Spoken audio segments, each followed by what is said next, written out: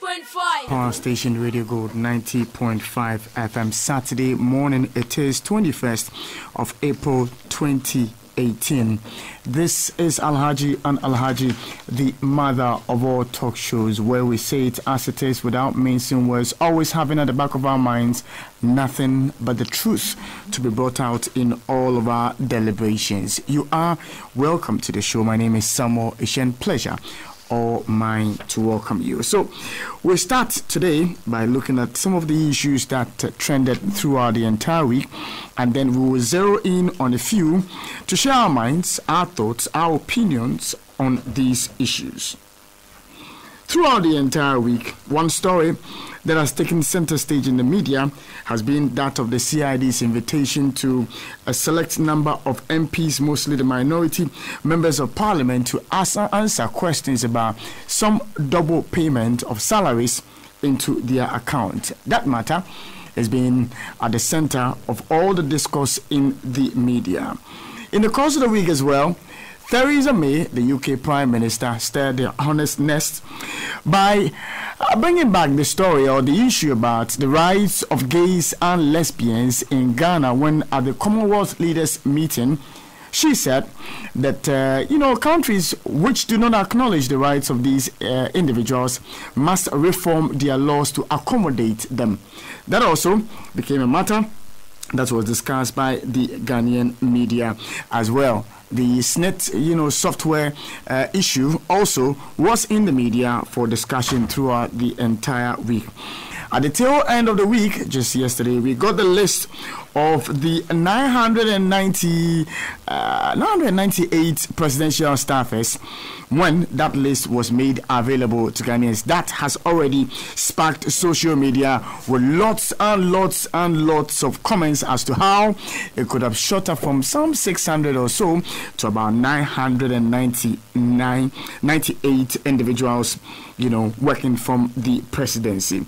That's a matter that's still being discussed today as we speak. Also, this morning, the matter of the U.S.-Ghana defense agreement seems not to be dying anytime soon as the demonstration hits Tamale.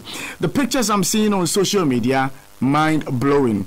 Lots of people already at the grounds for the demonstration to start, and if you want to know what's transpiring there, you can check out my wall on Facebook and get the pictures as well.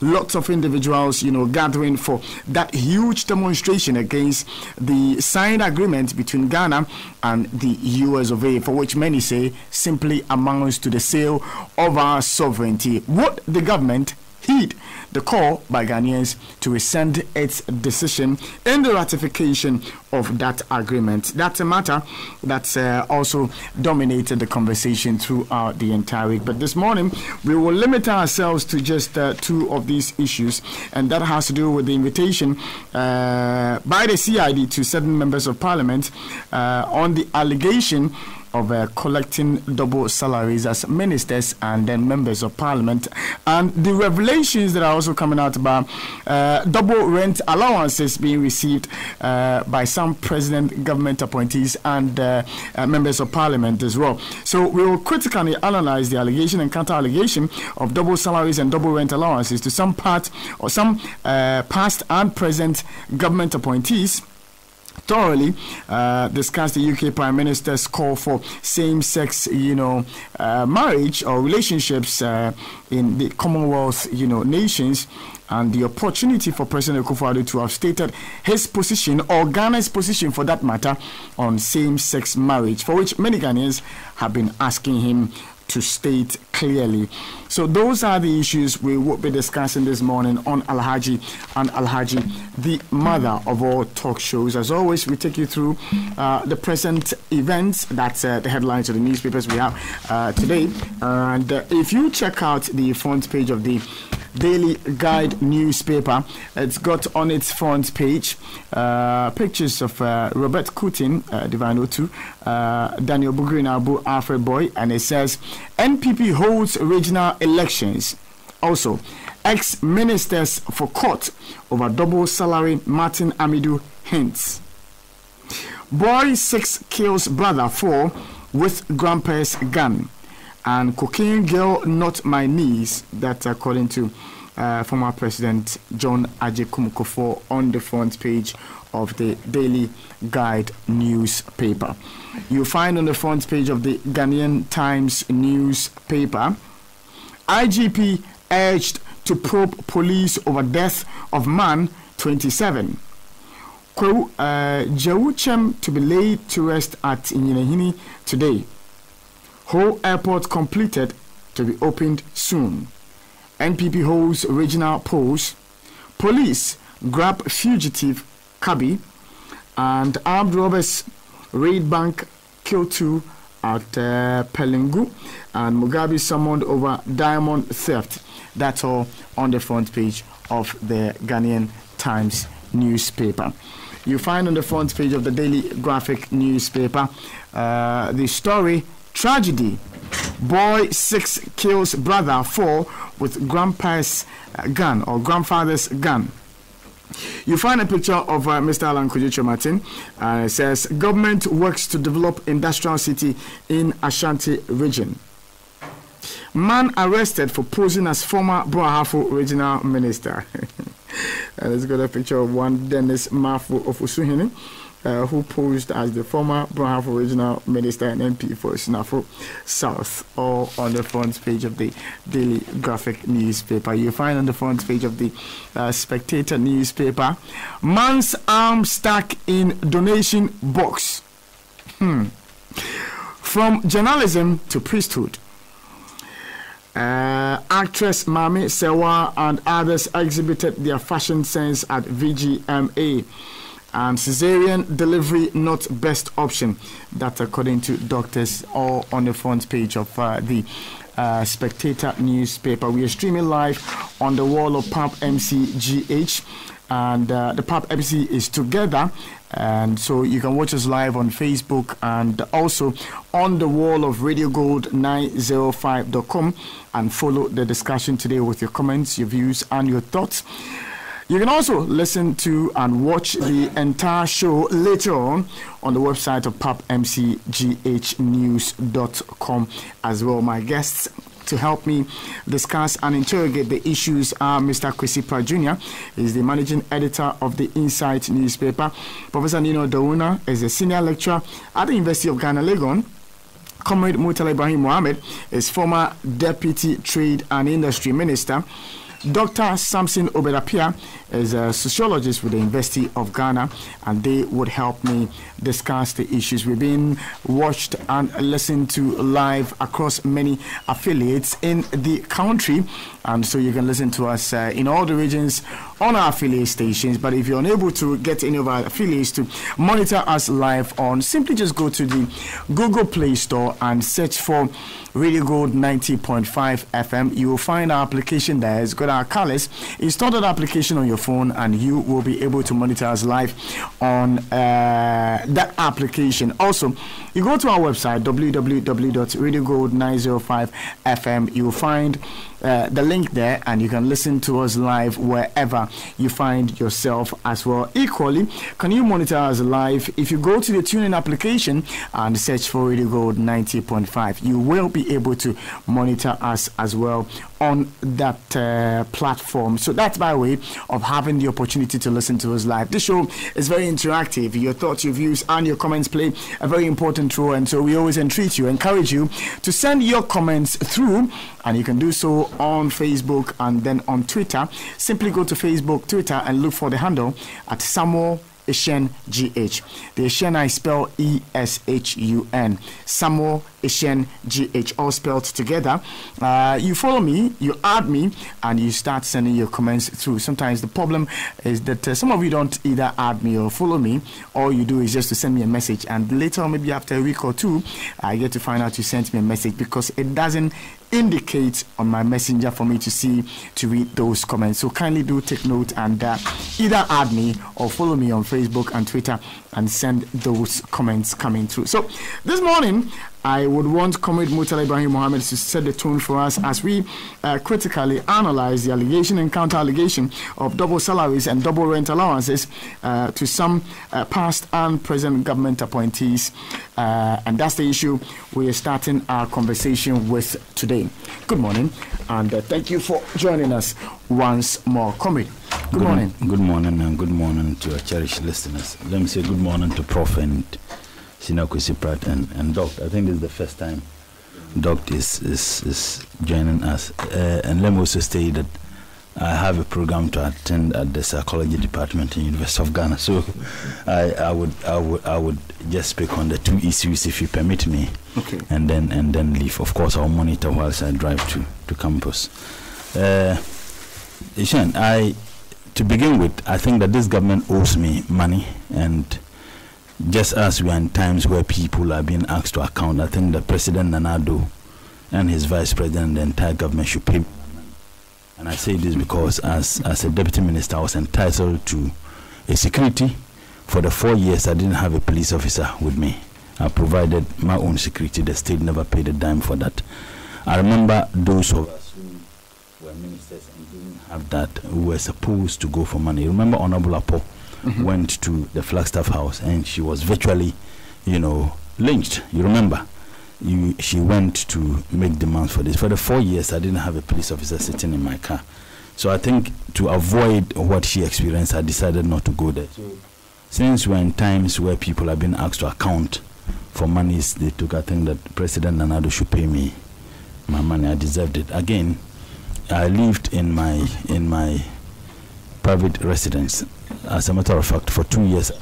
I don't want to go into the issues of when they finish, determine that, and when blah blah is being paid.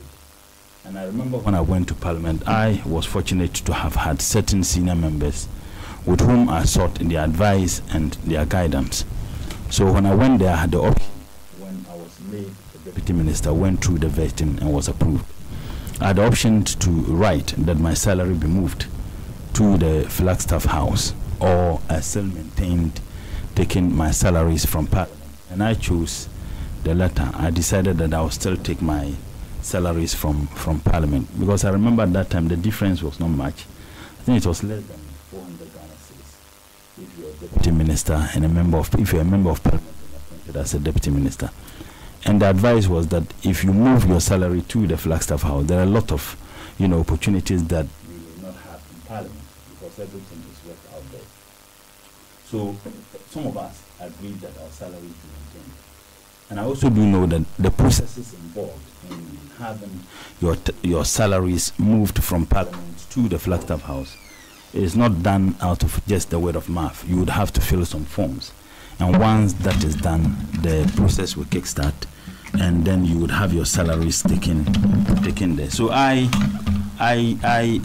didn't fill the form. There were some who filled the forms and had their salaries worked out that way.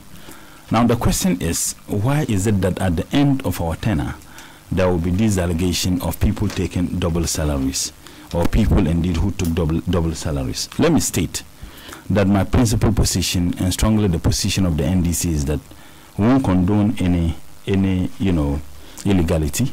The position of the NDC, I believe strongly, even though I haven't heard the leadership of the party speak to it.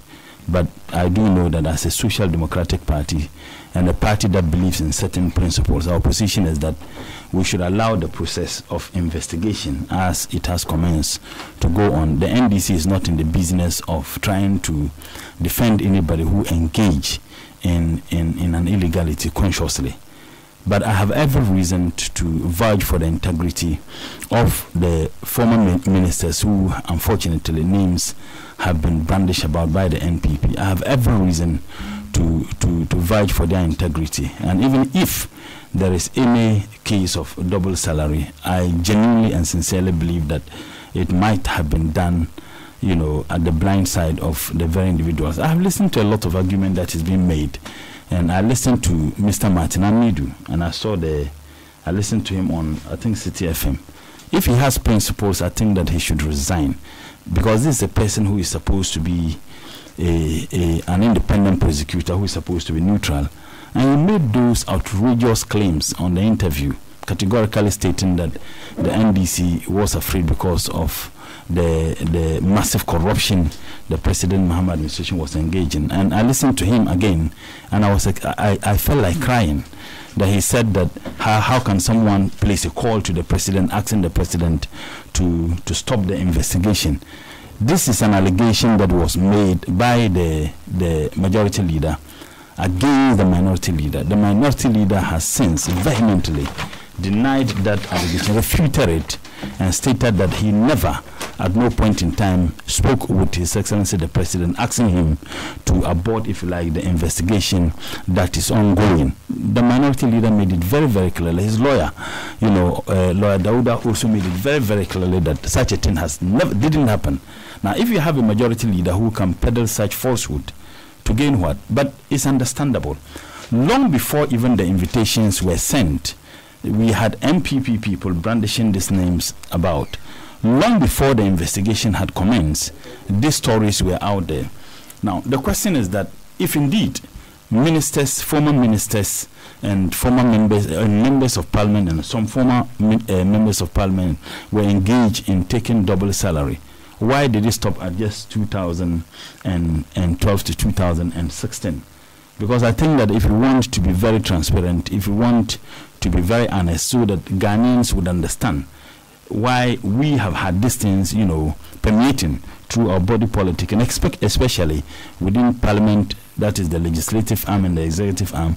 I think that if they were very sincere and honest, and if they were not seeking to witch hunt people or former appointees, I believe that they would have gone to at least since 1993, because we have had this fourth Republican Constitution, and through that we have had ministers and members of parliament who have indeed had their conditions of services, provided through the same means. I thought that they would have gone back since 1993, from 1993 to 1996, 1996 to 2000, and from 2000 to 2004 to 2008 till now. Why did they have to start and stop at 2016? So I think that is one thing we should be demanding as Ghanaians, as citizens, that we need to expand it so that we can find a solution to this. The reason why they will not do that, and they are not willing to do that, is because the very ministers who were appointed from parliament by the President Kufuor's administration, indeed, where their salaries were worked out through the same process. So I think that we need to do that. The other issue has to do with the fact that the speaker was actually written to. I listened to the majority leader and also the police, that the speaker was written to, and the speaker granted the. Now the question I ask is that when the speaker was written to, did the speaker indeed draw the attention of the members of parliament and former ministers whose names were mentioned? That is one. Was the leadership of the minority aware? I want to believe the leadership of the minority was never aware. The speaker never did that, yet he went ahead to grant the CID that leverage, if you like, to prosecute those members of parliament. And if this was what happened, then we are in a very difficult mess, because a speaker of parliament, it's not like a father-children relationship. A speaker of parliament works with the leadership of the house, both majority and minority. The extent to which the minority leader himself was mentioned in this, and the speaker didn't see the need to have had some consultation with the minority and the majority before, granting the CID the authority to do the kinds of things they engage in, then that for me is extremely worrying. The other issue is that we can't have this discussion without talking about the speaker himself, because it's been alleged that the speaker himself took double salary. And there are a lot of ministers of state and members of parliament under this administration. It's double salary, because if you have taken rent allowances and you are still living in government bungalow, I think that it is the same thing as people who allegedly indeed engage in taking double salaries. I have also listened to the argument that is being made that yes, by Mr. Martin Amidu once again, that members of parliament are supposed to be honorable, and therefore if your account money hits your accounts and within a month another money hits your account, then you should be concerned. Yes, that is the simplest explanation anybody can give. But if you are a member of parliament, you have several sources of getting money. And sometimes if you are not meticulous, you may not even have the time to find out where this money is coming from and others, considering the fact that some of them have indicated that it was just a top-up. So if there is a top-up of at least 1,000 Ghana cedis, you may not even detect, depending on how much comes into accounts every month. Many people may not even detect that there is an addition of 1,000 Ghana cedis that comes to. But if indeed there were some people who provided, as we are being told, 2 accounts and 2 signatures, I think that would be bizarre. That would be appalling. I really don't think that under any circumstance I would want to defend that, because clearly what would have been the motive? What would have been the motive of providing 2 accounts and 2 signatures? One would expect that you should have reasons why you would provide 2 accounts and perhaps 2 signatures in drawing such monies. And if indeed that story, as we have been told, is true, then I really don't see how one can defend such. In my opinion, that would be extremely unacceptable.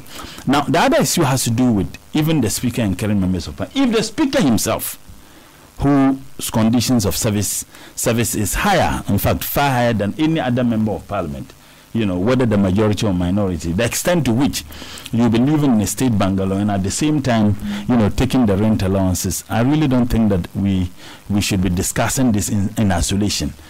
Moral wrong action is a wrong action, regardless who engages in that, regardless the circumstance under which it is done, and regardless the justification, if even there is any attempt to provide one, it's still a wrong action. So in discussing this issue, I think that we need to look at them holistically. The other issue has to do with the systems we have in place. Now, is it possible for Parliament to pay people continuously when they know that those people have moved from just being members of Parliament to ministers of state? Because look, I was having a discussion with Senior Comrade Kwesi Pratt before we started this program, and he raised this issue. Eshon, you go to Parliament is working on your salary. Now, nominations are done for appointment as ministers. The very ministers will be vetted and approved by Parliament, and after the approval, they would have known those they have approved. And in fact, even after appointment, the executive would have written to Parliament that as a result of approving, in fact, after the approval, the Speaker would write to the executive that based on ABC, my committee has approved these people, and therefore you can go ahead and then swear them in. Now, even after that thing is done, Parliament would have been communicated to that the minute His Excellency the President has actually approved and these people have been sworn in. The reason why this communication is not only necessary but essential is because you are now going to be combining your executive job at the same time your legislative responsibilities. To that extent, you may not be coming to Parliament like others. So these communications are done.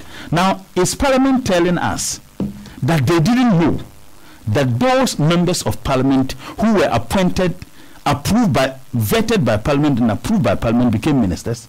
Now, if Parliament knew, and they ought to have known, that these people have been approved, they have been vetted and approved, and they are no longer just MPs, they are now also ministers of state, why didn't Parliament stop the processes of paying them the salary? So the impression, should not be created as if Parliament is absolutely insulated in this particular mess, at all if there is any mess.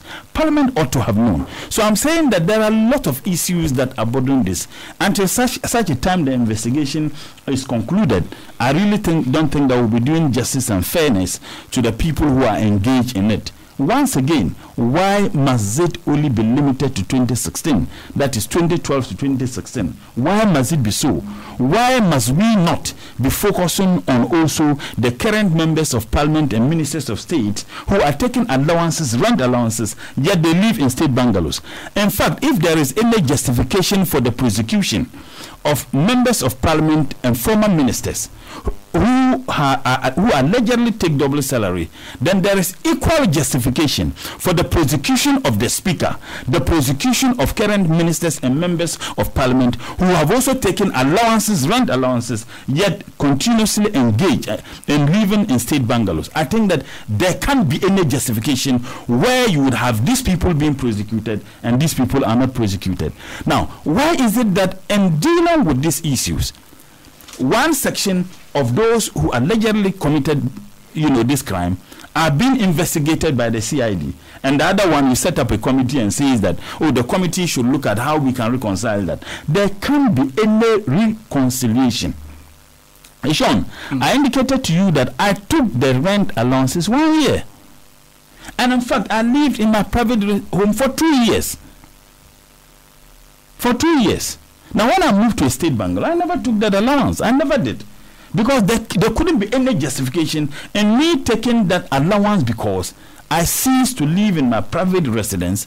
I started living in a state bungalow. And therefore, there was no way I could. Now, if you have a speaker who, by the time he started his work, occupied a state bungalow and continuously taking these allowances, I think it's extremely unacceptable. So we need to look at it. The timing also.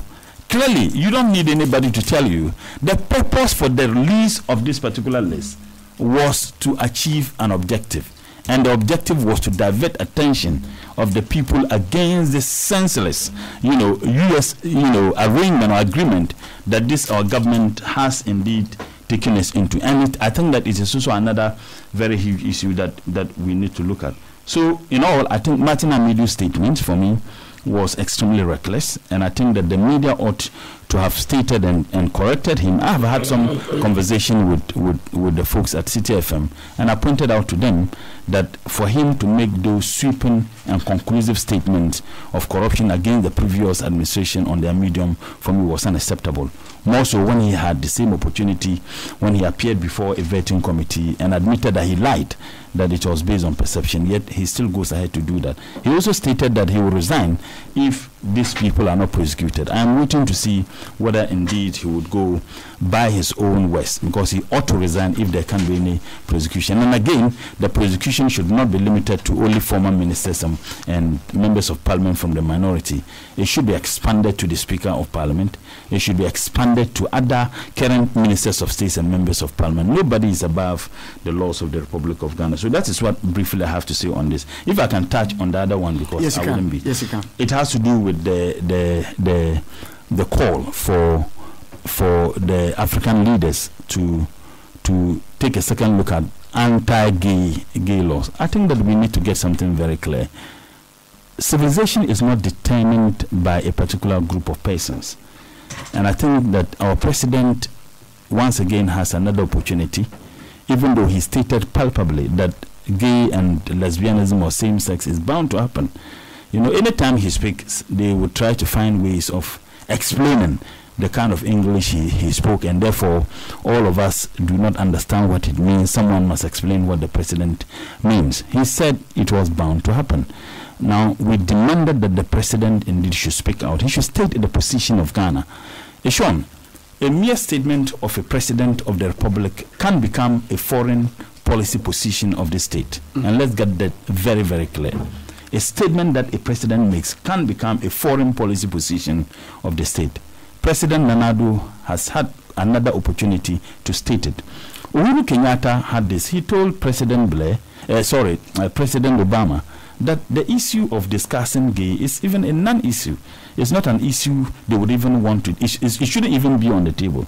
Once again, when this statement was made, he also re-echoed the position consistently that he had.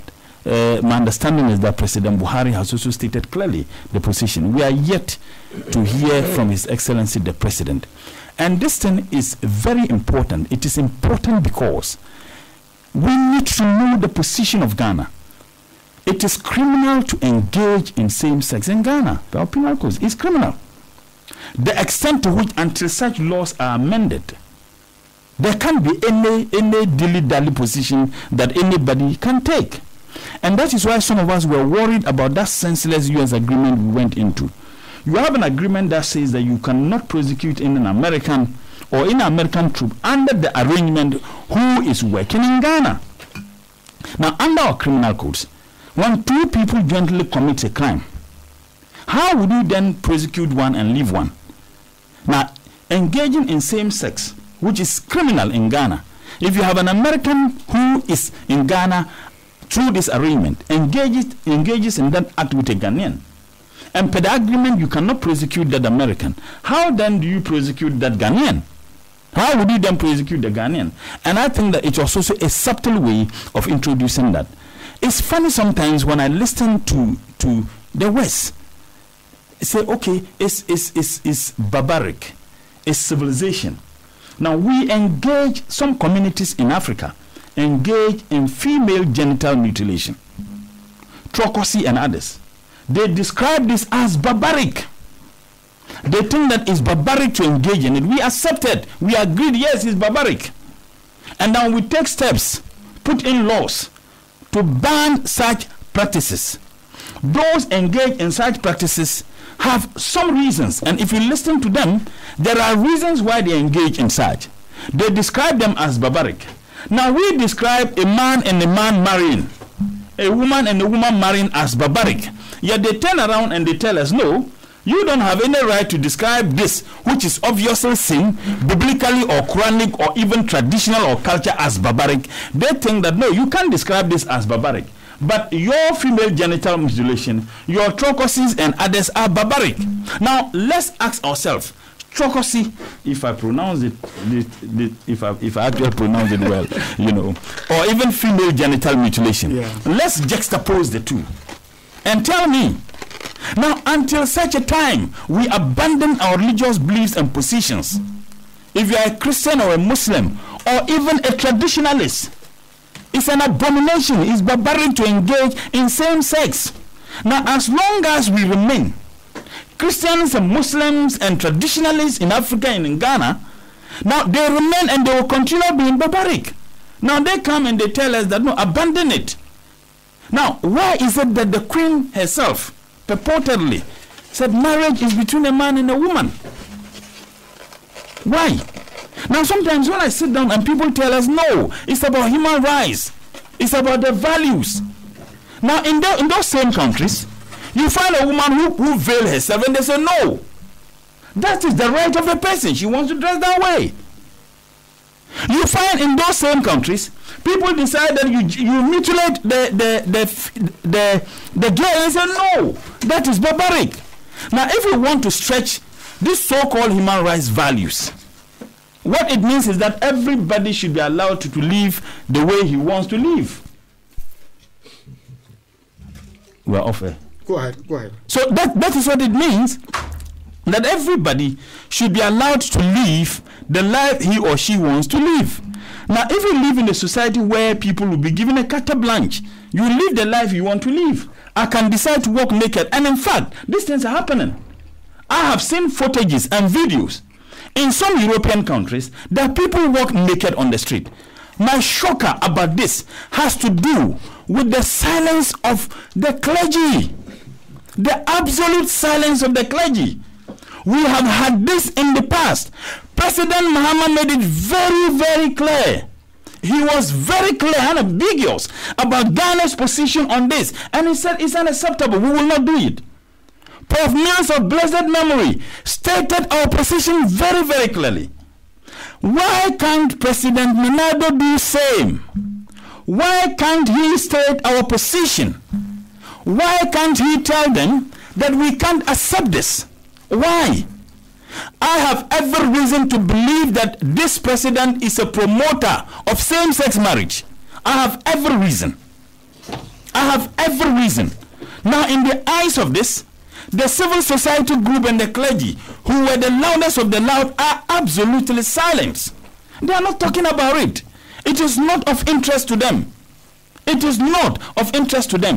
Now, if people are going to be allowed to live any life they want to live in this country, a young man in Tamale, he rode a motorbike naked, isn't it? It became an issue. There was huge condemnation because it was abnormal to our values, our sociocultural values, except someone who is insane. It is equally abnormal to our sociocultural values and practices and beliefs that a man will marry a man and a woman will marry a woman. Look, if we want to be religious, and I'll conclude on this as a Muslim, that look, we have had this either in the Quran or in the Bible. We have been told about people who engaged in this several centuries ago and the torment, the punishment that came to them. The Quran says that when the bears were sent with stones of fire, they had names of every single individual on those stones. This bird, you are going to release this stone on this particular person. That is what the Quran says. And they were released on them. And you know what? The punishment was not limited to those who were engaged in such acts. It went beyond that. The punishment affected those who were cowardice, who were afraid to speak openly against it. So if these things are happening, and because we want to be appeared as human rights protectors, we want to be seen in the good books of America and Britain and the West, when punishment comes, all of us will be affected. And that is why, as those who believes in religions and culture and values, that we ought to speak out against it. I speak out against it because of the experience in the past, in the time of Lut. I speak against it because when the punishment came, it didn't distinguish. It came upon all those who were living at that time and who failed to speak against it. And that is why we ought to speak against it. It's just unacceptable. It's barbaric. If speaking against it would deny me a visa anywhere, so be it. So be it. And that has been the fear of many people, that they always want to be seen in the good books of the West. Now, you can't be talking about democracy. In Britain, can they discuss the Queen even in the British Parliament? Can they discuss Bank of England even in their Parliament? Democracy and human rights, as long as it suits them, we take it hook, line, and sinker without reasoning. And I think that we must speak against it. And the number one citizen of this country has once again another golden opportunity to state our position. All of us cannot state our positions. He has the moral duty and the responsibility to state our position. If not, he will be remembered one day as the promoter of same-sex in this country. If a practice that is abnormal, a practice that is barbaric, a practice that is alien to our cultural values, to our religious values, principles, and beliefs, he has a responsibility to state that. I won't be surprised if he doesn't state it. I will never be surprised if he doesn't state it. So, President Nana Addo, you have a huge responsibility. The people of this country want to know what is our foreign policy position as far as same-sex marriage is concerned. The extent to which they are now tying it with what? With aid. Now, if you think it is about human rights and values, allow everybody to determine what he thinks seeks or suits his interests. Why should, in one breath, you say, is we must promote human rights. We must allow people to have their choices. Yet, you don't want to allow Africans and African leaders to have their choices. Because the fact that you are imposing conditions on us with regards to assistance and aids that you are giving us, you tie them with what you want. You are denying us the free will to determine what is good for us and what is bad for us. And I am saying that we have the moral duty, particularly the president, to state what the position of Ghana is. If the president fails to meet this opportunity, I would say loudly that he is a promoter of gay lesbianism, or if you like, same sex in this country. Thank you, Comrade, for your submission this morning. Comrade had to deal with the two issues at the same time because there is another program that he has to attend to and may leave us in the middle of the program today. So if you don't hear from him again, there is another important assignment he needs to attend to, and so he would leave us as we progress. So if you just join us, you're welcome.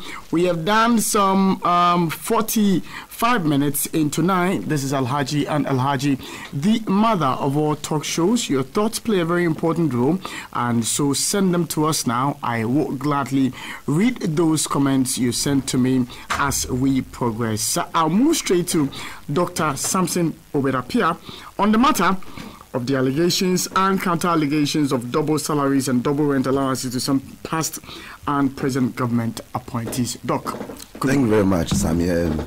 Before I start, I want to take the opportunity to, greet Prof and comrades Kwesi Pratt.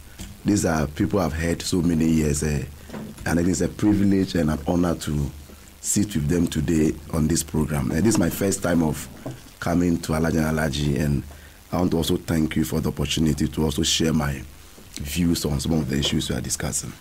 We are looking at the issues about the allegations and the counter-allegations of double salaries and rent payments. For me, I will start by looking at the whole issue and how this case came out to the society. I think back last year or so, I started hearing this allegation in the media.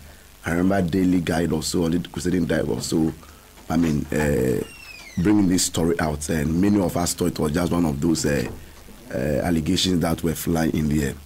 But it was just this year, the past 1 month or so, that this issue became very, common, or gained some kind of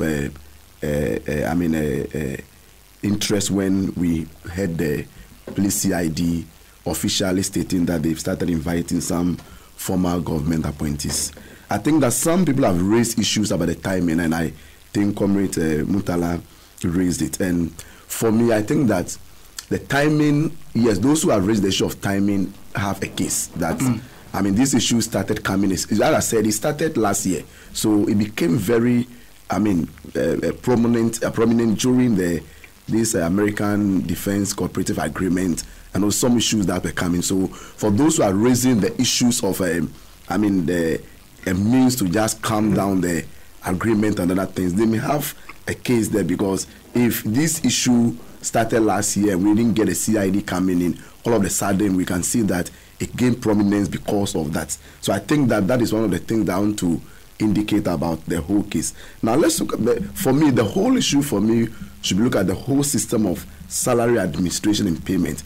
I don't know much about the parliament. I've heard some parliamentarians talk about this issue. Like if you are, as Comrade Riley said, you become a member of parliament before you are nominated, vetted, and finally given this as a minister or deputy minister. So it means that you start getting your salary as an MP. If I can, that's the key. Then maybe you are appointed as a minister or deputy minister. So what it means that from what I've heard so far, as Comrade said, he was given the option whether to continue taking his pay from parliament, or whether he wanted to maybe, let's use the word, migrated to the Flagstaff House or the Jubilee, however you want to mention it now. So what it means is that there is a system whereby people are given the chance to how salary should be paid. Now, so it means that in his case, he was given the option. He chose the option of still getting a salary from parliament and not from the Flagstaff House. Now, I have an issue with how these things are done. For me, I think that if we really have a system in place, then from the very day the person heard his or her name about being nominated or appointed, we should be able to make these things clear to them that they are supposed to have, a means of getting the payment for what they do. So how would the person know that I'm still getting my pay from parliament or the Flagstaff House? These are things that he really said he was giving there. So for me, the whole issue about double payment, and I've heard other things people have said, that some of them even signed double signature. How true is that? I cannot confirm. But for me, if that is the case, then that could really be very serious as an issue. But what it also means is that there should be a system by which people should be able to know how their money are paid to them. Comrade said, at times monies come into people's accounts without them knowing where the money comes from. I will use a particular experience that I have in the University of Ghana. About last year, August, Prof is yes, he knows how these things work in the university. I had an appointment as an examination officer at one of the colleges. So the letter came, the second week of August. So I had to reply the the appointing authorities, the vice chancellor, copy all the people that he has, listed in the letter. Unfortunately for me, when I wrote the reply, instead of sending the letters to the various offices, I sent to the internal mails, and it delayed. So around September or October, the payment for my due the responsibility was not done. So I followed up. Like I had a friend who worked in the cash office, and I called him, and he was like, "Oh, they haven't gotten any letter from the VC or my response accepting the appointment. So that is why they haven't processed my responsibility allowance." So I gave him a copy of what I did. Now what I realized was that later in October, and that's a system that I think that we may have to look at when it comes to these things. Prof is here. For university, by the 25th of them, or by the 20th, you can go online and print your pay slip. So you know how much you are getting as a staff. So when I went online and looked at my pay, I realized that, the amount that was quoted in appointment, if it's 3 months arrest, when I added it together, I was expecting something around 5,000. But I realized that my net salary was short to around 13,000. So I became alarmed when I saw that. I was like, I wasn't expecting this amount of money. If you add the arrest to my net salary. So I really called the cash office guy, and I was like, "Oh, I should print the thing and send to the payroll administrator to check." When I got there, the guy was like, all of these things you've driven all the way from department to people get some of these things and they keep quiet. And I said, no, for me, I won't be happy because I know I've not worked for that amount of money. So quickly, he was like, that was around 21st, 22nd. So his argument was that once they've prepared the pay advice, the money will enter my account. So I have to find a way of maybe preparing a check and paying back to the investor. And I said, no, I don't want the money to even enter my account. So if you could do anything to revert the thing before.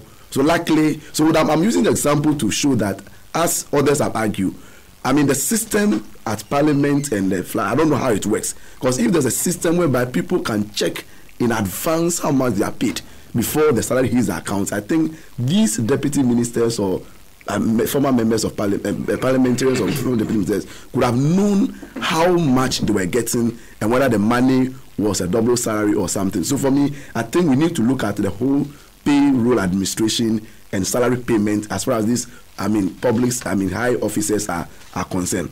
Now, so it also goes back to buttress the issue about how things are done. I think the whole investigation for me, creates the impression that it was an attempt to, let me say, gag the minority MPs. Seriously, I have told people that looking at these current minority parliamentarians, I can see how, vocal and hardworking they are. And I even say that their number is not so much as I expected to have, but you could see the kind of, work they are doing. So I am tempted to believe that, position that looking at the way, this Ken Bond issue, a lot of the issues that came there, the attempt they've done to help the society become aware of what is happening. Some are also, feeding into that argument that it is simply an attempt to just make them realize that you cannot always go ahead to continue making the noise or bringing out issues. So for me, that is where I also want to believe that, how can a whole newspaper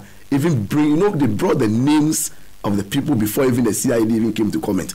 And I even heard other where they said that there were about 25 of them that were invited, or 28 of them. So I'm not sure about the number. Later, the CID have to apologize to some of them that were not part of it. So for me, how did the Angakoris parties here, they are the media, I know they thought they cannot disclose the source of the information, but for them, the media organization to be able to get the information shows that somebody in the CID headquarters or somebody was feeding the person information to just blow this out of proportion. So I think that the timing is an issue that we need to seriously look at. So what it does also mean that as a society, we also need to look at these issues about how people are appointed, how their salaries are done. I also have a position. I've heard in the media when people say that too. This shows that the current government is fighting corruption, but you see, that also comes back to the point people are also raising about this rent allowance for the current parliamentarians. Now, for me, I've heard this issue about some of the current, about 66 or so of them who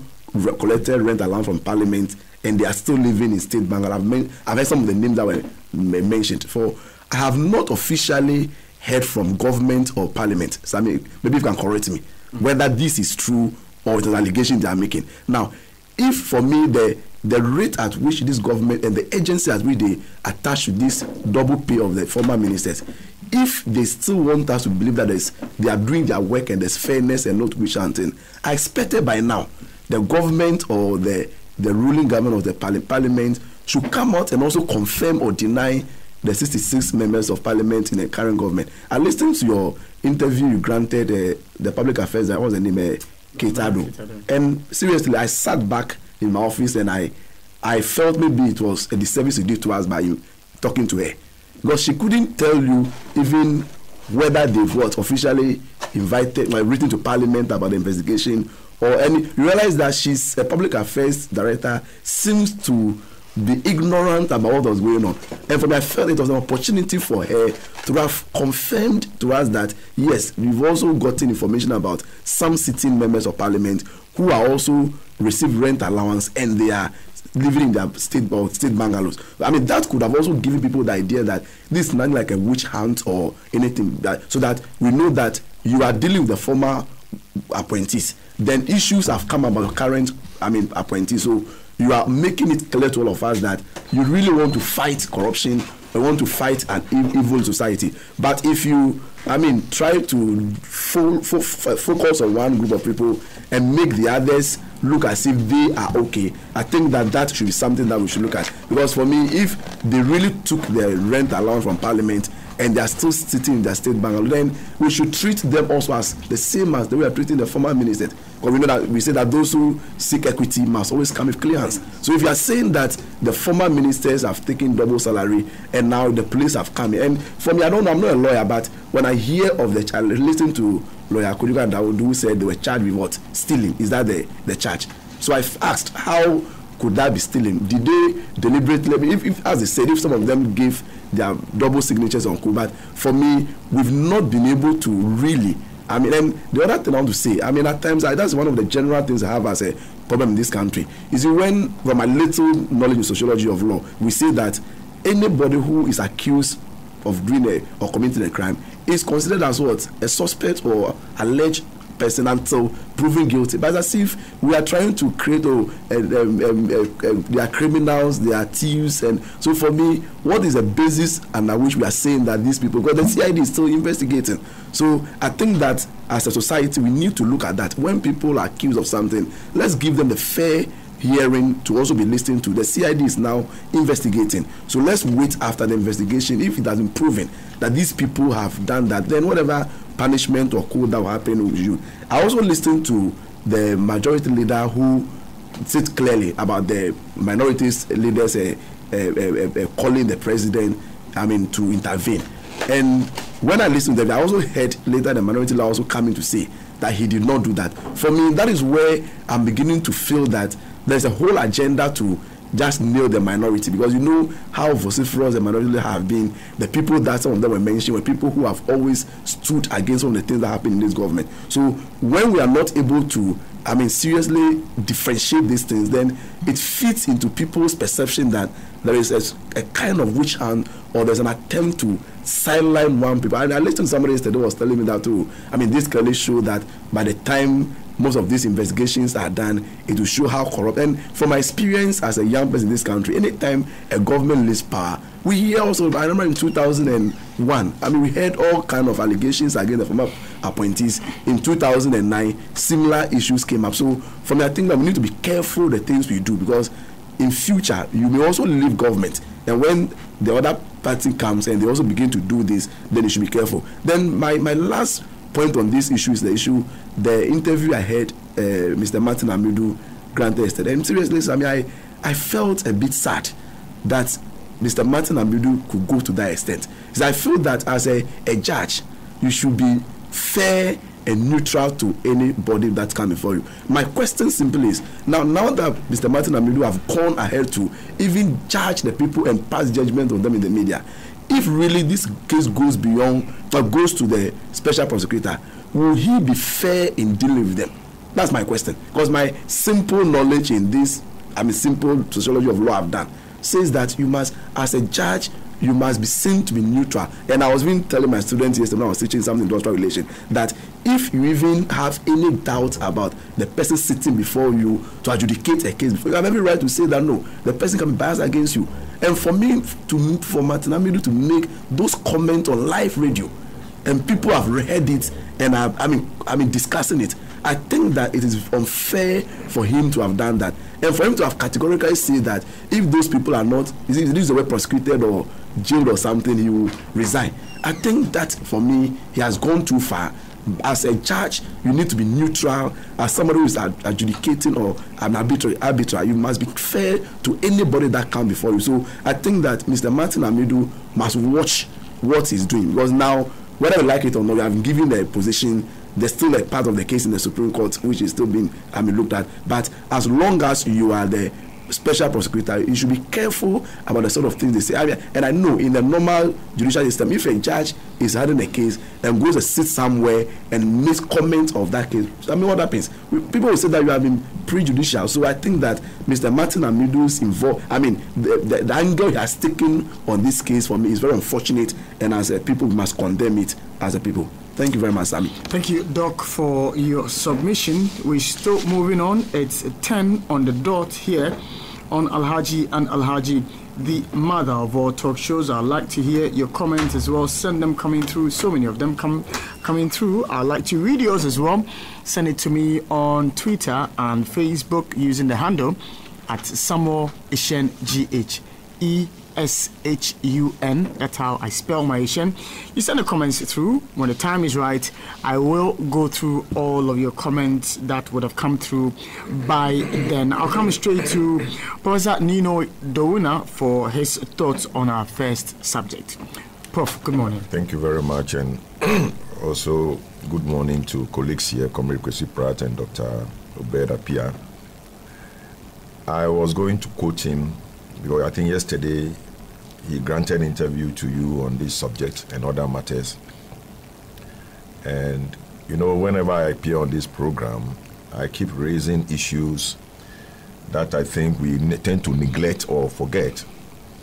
And I make this point about the socio-cultural character of our society. Mm-hmm. And often we think that the subject or the discipline sociology and all its ramifications, for me, are fundamental in deciding the growth and development of any society. And the topic that you have, yesterday when Patrick called me, I said, but why do you put this item on the agenda? And I said, well, nevertheless, it's okay, in the sense that it's a simple matter. Did the MPs who doubled as ministers collect double salary? It's only one answer. Yes. Didn't they collect salary? It's only one answer. Yes or no. But then what this topic brings to the fore, and I think Dr. Apia had brought some key issues that relate to where we are. We are into the 26th year of our current constitutional governance system, having had 11 years of a revolution. And I always ask this question, that is it the form of governance that the revolution brought forth? That is what worries me. And the foundation clarion call for the revolution is that probity, accountability, and what else? Transparency. And so, if it is not true, then by extension or by rhyme and reason, then the current administration is playing politics. If it is true, then you ask yourself, how did this happen? And then now other issues are coming up about our Right Honorable Speaker collecting rent allowance and living in his bungalow at Hacho, and others too who did the same. Then the issues of why are you narrowing down on an era 2012 to 2016?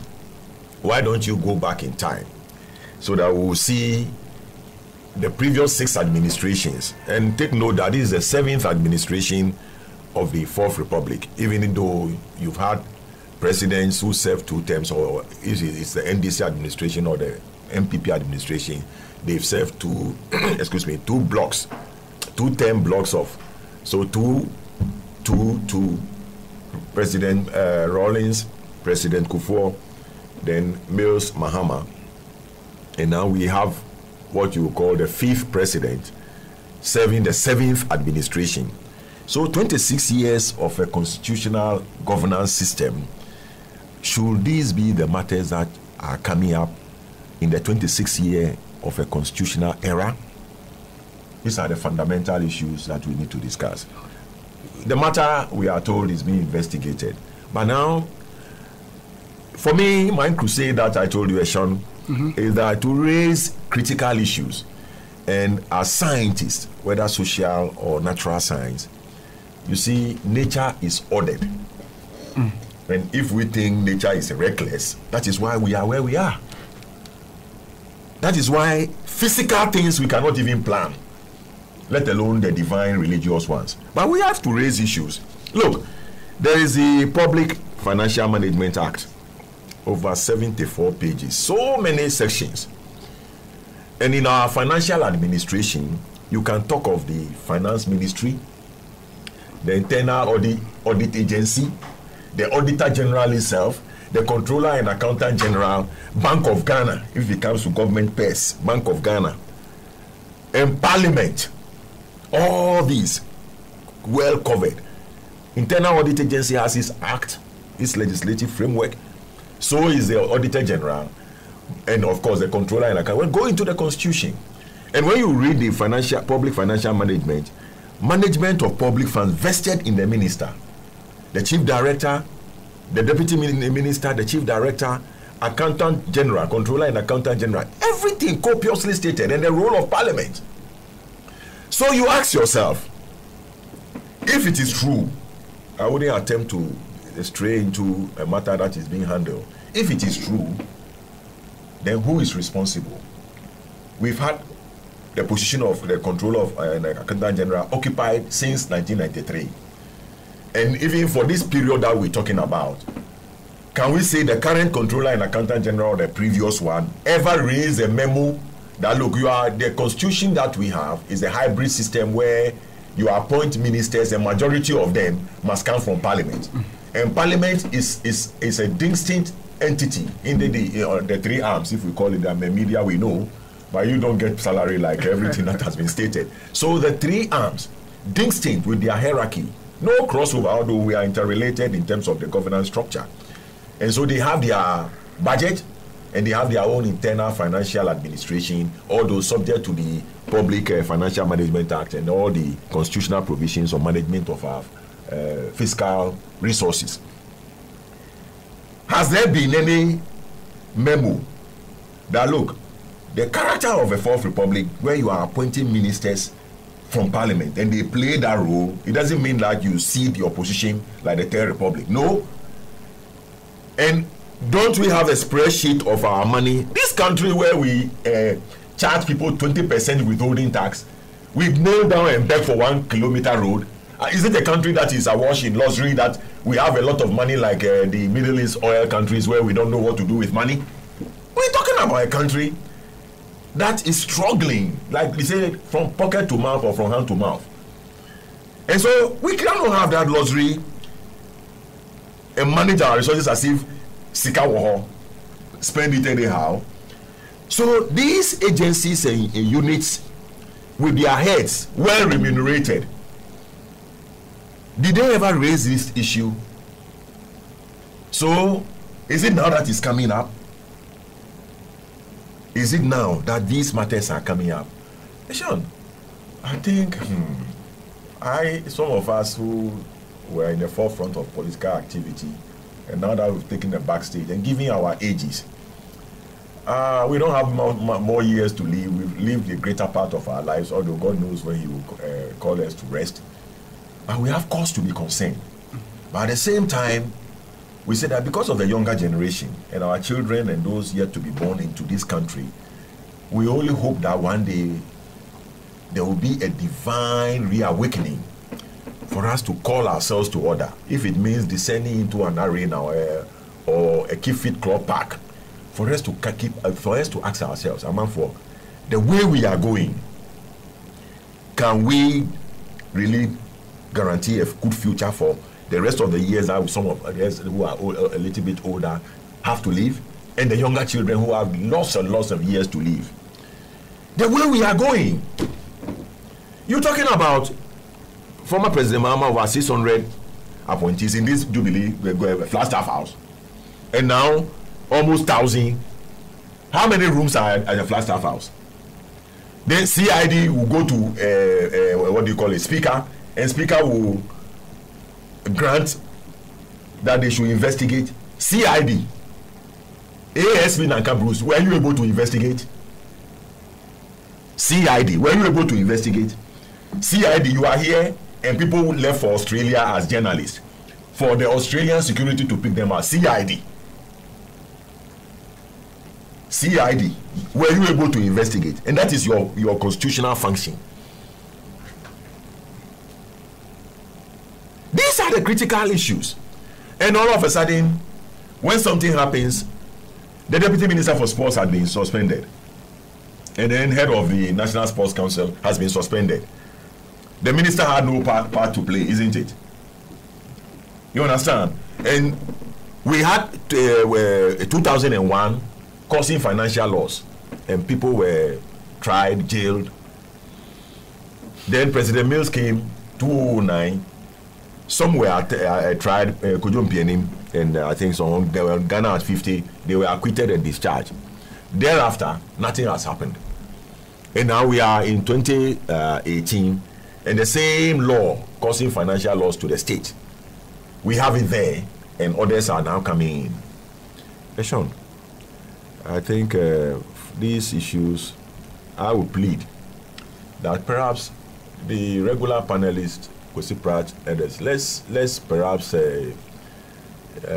bring governance issues on the topics for now and in the near future, because there are many issues that we need to bring out, and these though were topical for the week, but I think it's about time that we started raising issues, because from what I see, it's like our administrations that we've got, having elected them, we elect them, and they think you have invested power into their hands like monarchs who assume office by right of birth, and they do what they want. So you see, there's no sensitivity to public opinion. Elsewhere, this American deal, you subject it to public opinion, and you find out whether if you are sensitive or you are not sensitive, and you think you can have your way or you can have your day, but it will definitely come to haunt you, because you are dealing with a enlightened electorate, and they wouldn't take things for granted. But it appears over here, anything goes. And so our president went to the US, and whatever transpired after a tete-a-tete with President Trump, he said, we just read that Ghana has committed itself to collaborate with the US to fight terrorism. Then you have an agreement that went through Parliament, and I don't think a sensitive matter of this nature, we want to ask our MPs, but such is the political system, that even if you are sensitive or you are conscious of issues that are very germane to the interest of this country, if you are in MPP and you are in government, everything is right. If you are NDC and you are not in government, everything is wrong. And then vice versa, if it's NDC in government and MPP is in opposition. But our MPs who we elected, I live at Domko Abenya. My MP, Honorable Adwa Safo, did she consult me? And like the remaining 274 constituencies, did their MPs consult them on this critical matter?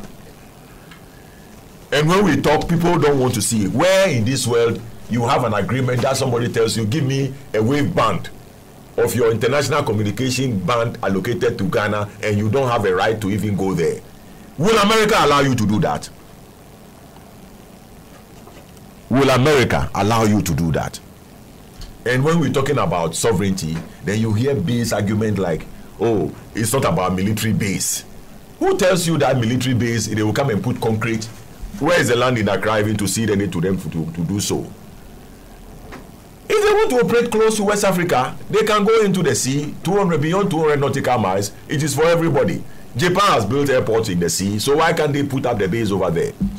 There are critical issues that we need to confront, and we are not doing that. You see, the whole issue, and when we come to the second subject, is about leadership that Africa lacks at the moment. And so we rush. In the past few years, or the last decade, you hear of the Sino-African Summit. You see, then they will invite some selected privileged presidents to be in Beijing because China wants to engage Africa. We heard of the Turkey African Summit. Then they will invite some select group of leaders. The US also was doing that, where some select few, about 5 or 6, what you might call prestigious or privileged presidents will be invited, and so on and so forth. And so the whole continent of about 55 countries now totally liberated. It's like we are back to pre-colonial, or rather pre-independence years, 40s and beyond. And Dubois, Padmore, Nkrumah and others will be turning in their graves. Because where are we going? Let's take the state of our country. And I keep raising these issues. They are the fundamental issue. What is the direction of this fourth republic? And there's the art of governance. As I told you, we have a constitution that allows for free creation of districts and constituencies. And let us even re-examine what we have accomplished since 1993, from 138 districts to present day 260, and we're going to add more. And whenever I refer issues to Latevi or Cochin, people keep laughing. But look, this is a neighborhood that has been here for over 60 years. And just behind the road on this, behind the batch of houses, you go there, some have never seen one bottle of quota. There are roads in Accra here. Drainage system, filth and squalor. And we have our kith and kin who are intellectuals telling us about GDP, the inflation, cost of living index, our debt to what ratio. The fundamental issue is that, look, you look over the landscape and physical planning, we don't. In Ghana here, Accra here, if Accra is a subset of this country where everybody lives, and we've used a lot of resources to develop Accra, today, present day, this hour, this minute, marketing is on the bare earth that God created for us. Trotro station is not even well decent, not decent Trotro station in Accra. And we have districts that are supposed to develop their districts. 10 administrative regions. We created Upper East and Upper West in 1982. Ask anybody the road from Wa to Navrongo. What has he ever seen quota? A greater portion from Tumu to Navrongo. Has he ever seen quota? And the region has existed for 36 years. I always refer to Amasama. When it was Accra and Gan Rural, from Adan all the way to Wage, Amasama was the capital. To date, now it's been elevated to Gan West Municipal. Go there right now and see the Trotro station by the roadside, the market on the raw earth. And now you want to create Coastal Savannah Development Authority to subsist on the consolidated fund, where you go borrowing. So, Eshan, I plead, I'll end on the note that this is a simple matter. And once we are in power, we may try to smother or cover the critical issues that have emerged. And indeed, if some MPs who doubled as ministers collected monies from the way we hear, then that is not too good. But I can judge them. But the majority leader said that when he was a deputy minister or he was a minister, he received 2 payments and he returned. the controller or whoever is responsible should be held responsible. So it was due to his moral conscience that Martin Amidutu was saying the same thing, that when he was deputy minister, deputy attorney general, he also received 2 payments.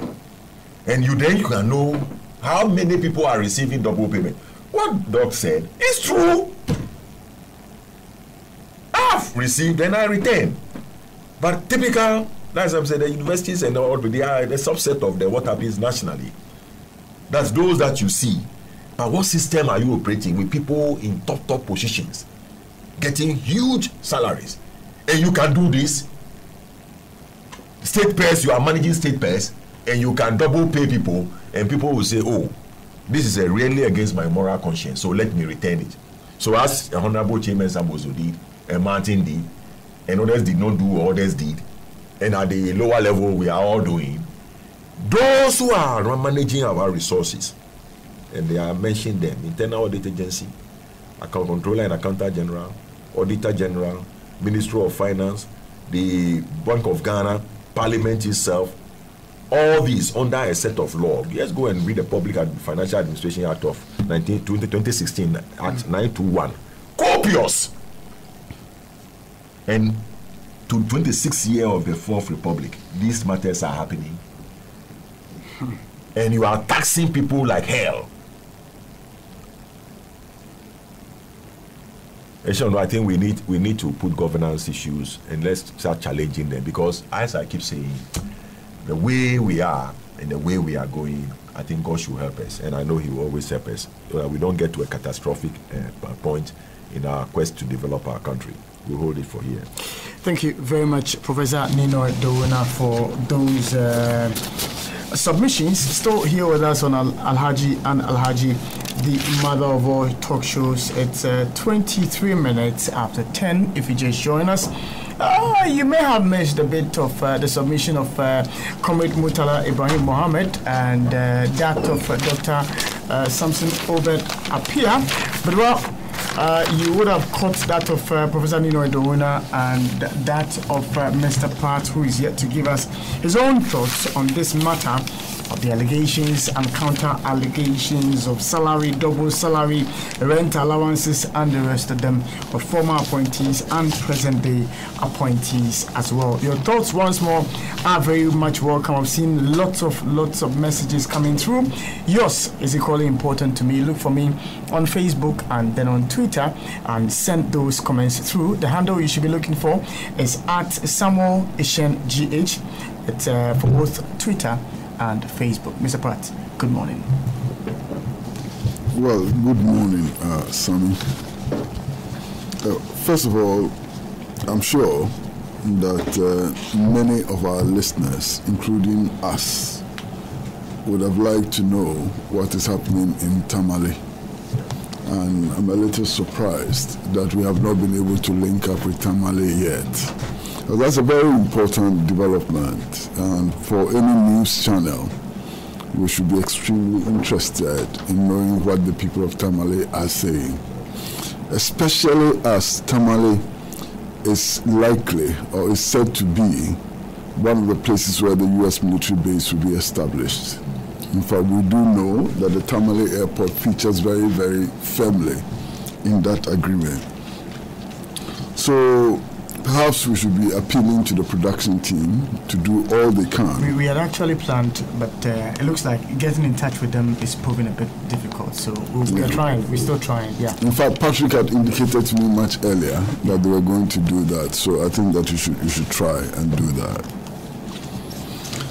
Now, the issue we are discussing this morning is a very interesting issue with many sides. And we are fortunate this morning to have with us 2 lecturers of the University of Ghana who in their submissions have indicated that at one time or the other they had double payment of salaries and that they returned the monies to chest. This is very, very interesting. One of them had said that when he went to return the double payment, he was told by the administrators that it was strange that he's driving all the way from faculty to administration to correct this anomaly, and that many people or many others receive double payments and they don't complain. Now, this is most instructive. Most instructive to the effect that if double payments are occurring, they are not just occurring in Parliament, and that they may be occurring in many other places. So if we want to deal with the issue of people collecting double payments, why do we focus our attention on Parliament? When double payments may be happening in the civil service, they may be happening in other public service institutions, when they happen sometimes in the universities, when they may be happening in the health sector and so on. Why do we focus attention on Parliament? For me, that's a critical question that we need to answer.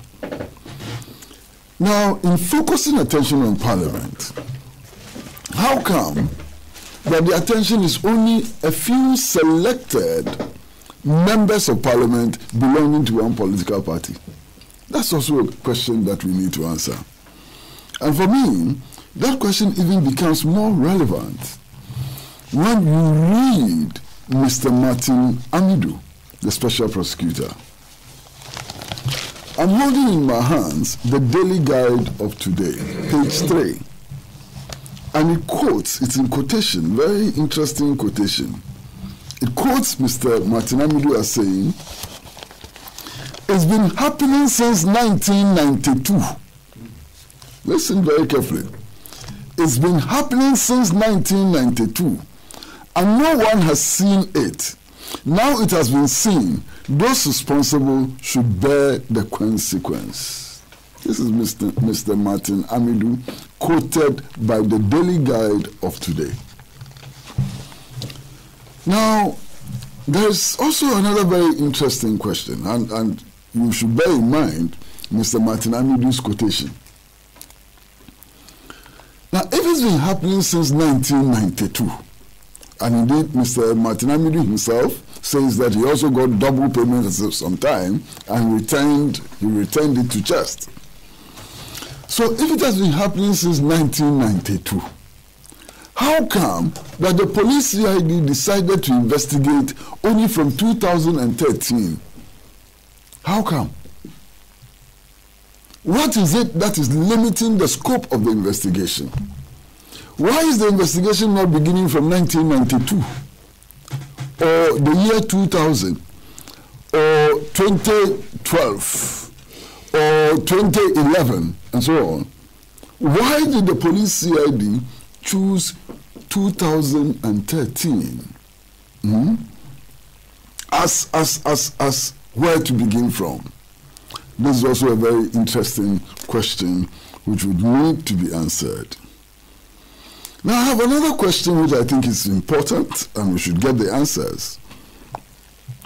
As far as I know, when these investigations are taking place, when persons suspected of crime are being interviewed, or if you like, interrogated, the media is not invited into the room. You understand?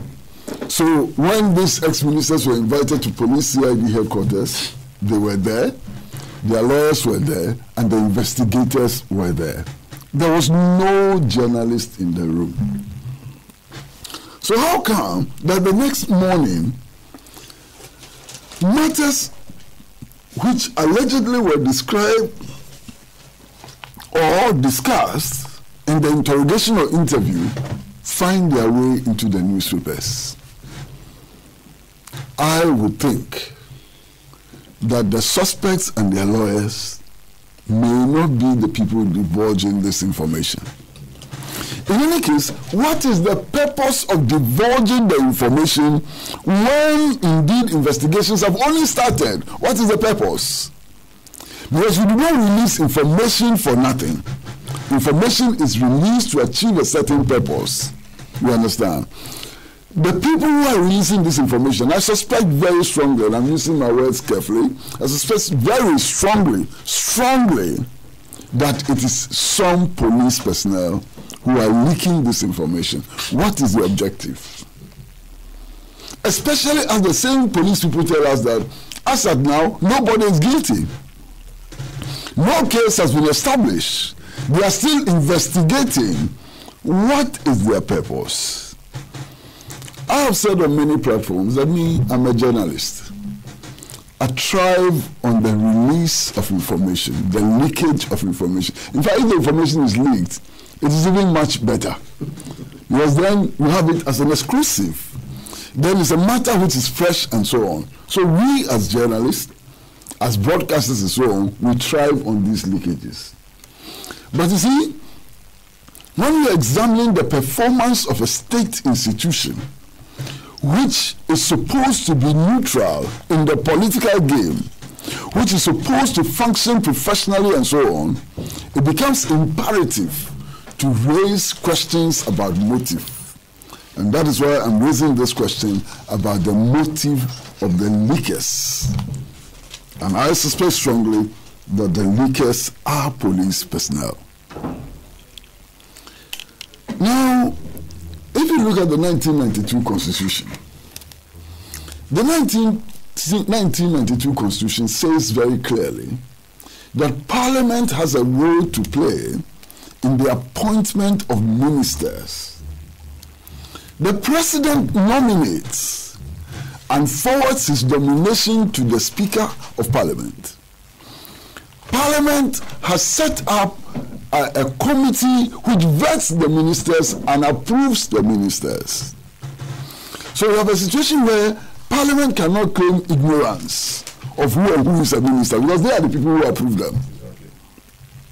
Now, if that is the case, how come the Parliament knows that persons have been appointed as ministers who are likely to be paid as ministers and continues to pay them salary without cross-checking? They are supposed to check accountability.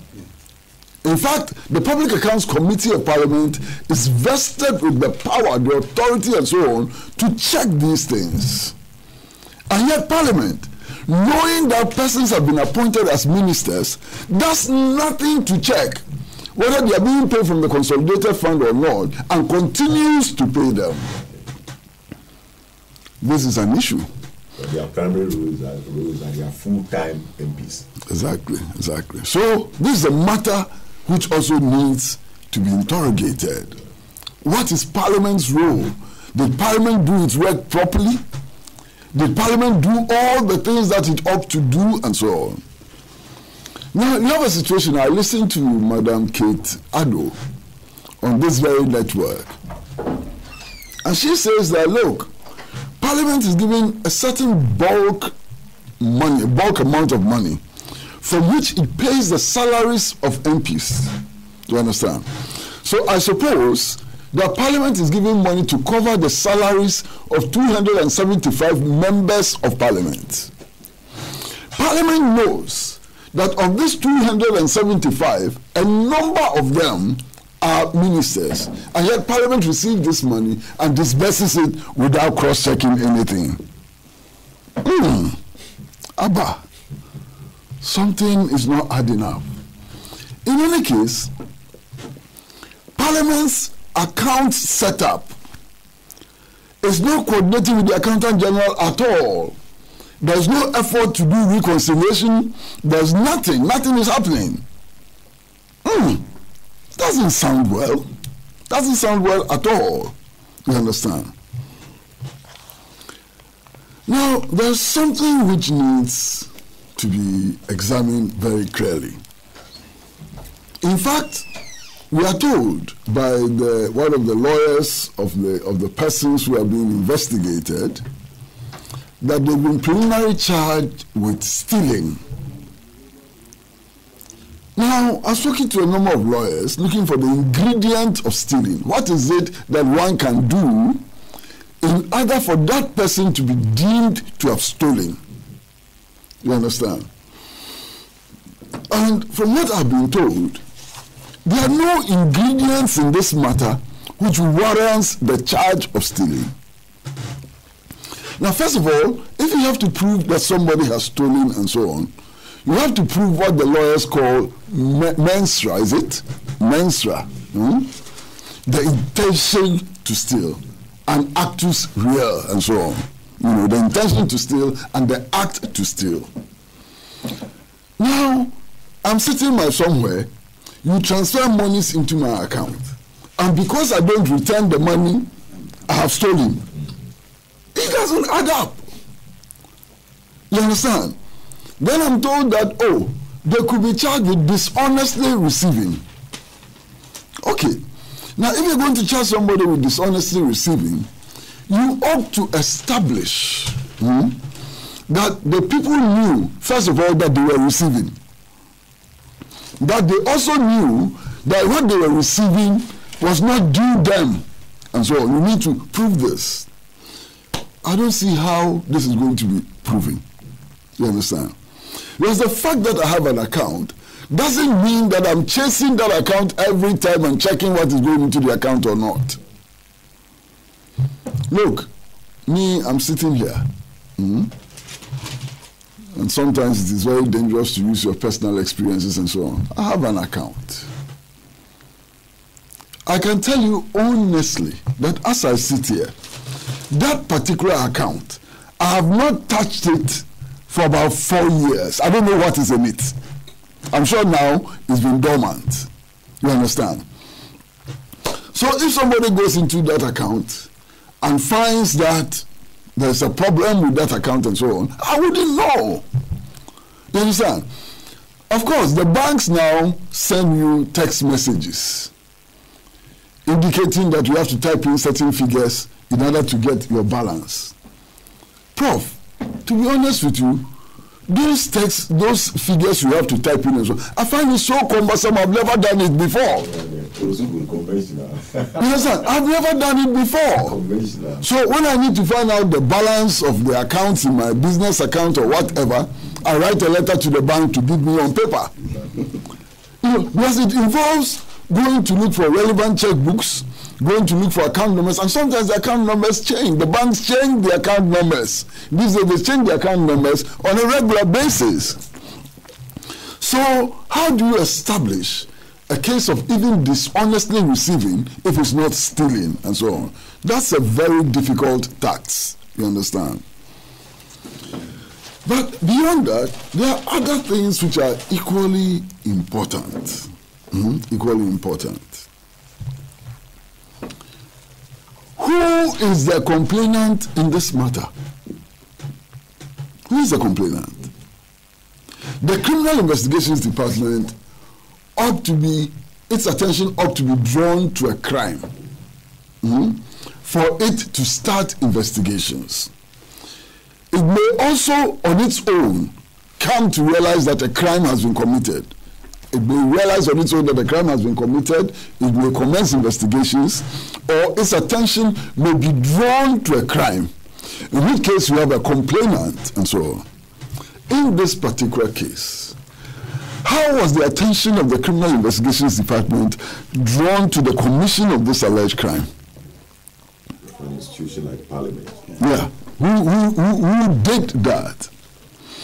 Is it that somebody in the Criminal Investigations Department or Police Service happened to have chanced by payment vouchers, suspicious payment vouchers, and they began the investigation? Or is it that somebody or authority told them to start the investigation?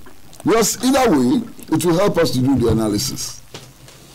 For example, and I'm not saying that that is the case, if Flagstaff House called the IGP and said, investigate this matter, then we can understand why some questions remain unanswered. If a friend of the head of the CID called them and said, investigate this matter, we may want to understand who that friend is and what the motives may be. If they listened to a radio program and decided to act on the basis of the pronouncements of the radio program, that also helps us to establish a certain motive and so on. But all of this remain unanswered. Now, if we were to take Mr. Martin Amidu seriously, and to take Honorable Oseche Mensah Bonsu seriously, and all the others who have been in similar situations before, if we were to take them seriously, then this practice has been known since 1992. It is not a secret. It is not something we are unearthing all of a sudden. Everybody knows it. And if everybody knows it, that is the more reason why steps should have been taken to deal with the systemic problems who produce this outcome. But since 1992, that's how many years ago? 26 years ago, we have known that a systemic problem exists, and nobody has done anything about the systemic problem until 2018, March 2018, when we decided to do something about the problem. And the decision we took to deal with the problem has to do with criminalizing members of one political party. Something did there. I'm not sure, but I can smell that something did there. You understand? Now, in the course of this week, there have been other very interesting allegations. And the allegations, just like the collection of double salary, these ones too are allegations. We are told that some members of parliament who were appointed as ministers, members of parliament who were appointed as ministers, well, you know, they took rent allowance, rent advance from parliament. They then went to occupy government bungalows, and on top of that, took rent allowance from the government. So here we are not talking about double payment, we are talking about triple payments. Well, I'm told to hold on for Tamale, so I'll hold on. All right, for so we've been trying to get the Honorable Samuel Kujeto Ablako on the line. We just established contact with him. As to we can't hear anything in this. Okay, we are connecting you to so that the studio can also hear us. But Honorable Samuel Kujeto Ablako, good morning. Honorable, good morning. Hello. Honorable, good morning. Good morning. How are you doing today, sir? Very, very, very fine. Yes, we've been trying to get in touch with you for some time now. How is the demonstration faring? How is it going? You should have been here, sir. It's a massive crowd, over 10,000 people. It's mammoth. If you thought Accra was big, you should be here in Tamale. It's about 3 times the size of Accra. Huge, huge, huge. And the turnout is quite unprecedented. I have participated in quite a number of demonstrations in Tamale, and this will go down in the annals as one of the biggest. And Sam, I can tell you that leading functionaries of various political parties in Ghana are here. I've seen regional executives of the NDC, of the CPP, of the PNC, and other political groupings. All the active youth groups are here. The General Secretary of the National Democratic Congress, the General himself, Johnson Asielu Nketia, is here. You have the minority leader, the Honorable Haruna Idrisu, himself here, participating in the demonstration since we started at 7 a.m. You have the ranking member of the Defense and Interior Committee, the Honorable James Agaga, also here. The ranking member of the Communications Committee of Parliament, the Honorable A.B.A. Fuseni, is here himself. We have Honorable Tuhini Al-Hassan also here participating. You have Alhaji Hudu Yaya, the Vice Chairman of the National Democratic Congress here. You have the leaders of the Ghana First Patriotic Front and their allies, other youth groups who teamed up with them. So it's a very, very, very successful demonstration. Honorable. And some of the placards that the demonstrators are carrying shows be sending a very clear message to President Nana Addo Dankwa Akufo-Addo that he needs to listen to the people. The people are saying that they are opposed to this defense cooperation agreement. It surrenders our sovereignty. It is not in the national interest. And the president has to listen. This is not a crowd you can ignore. This is massive. The whole of Tamale is at a standstill as I speak.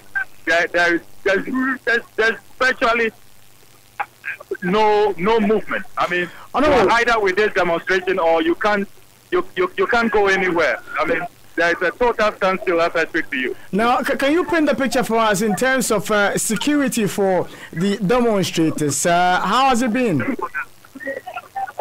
I can assure you, Sam, that it has been a very, very orderly demonstration. The demonstrators have been very, very, very well behaved.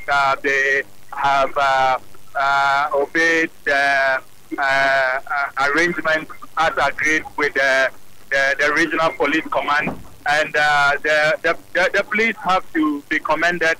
They deployed enough men and women who have really shepherded this demonstration very, very cordially. And I can assure you, Sam, that there has been no incident whatsoever. It's been very peaceful. It's been very orderly, and I'm really, really impressed at the level of maturity that has been exhibited so far. You spoke about the number of people who have showed up for this demonstration being way bigger than what we saw in Accra. What would you say is the motivating factor for these people to turn up in their numbers, Honorable?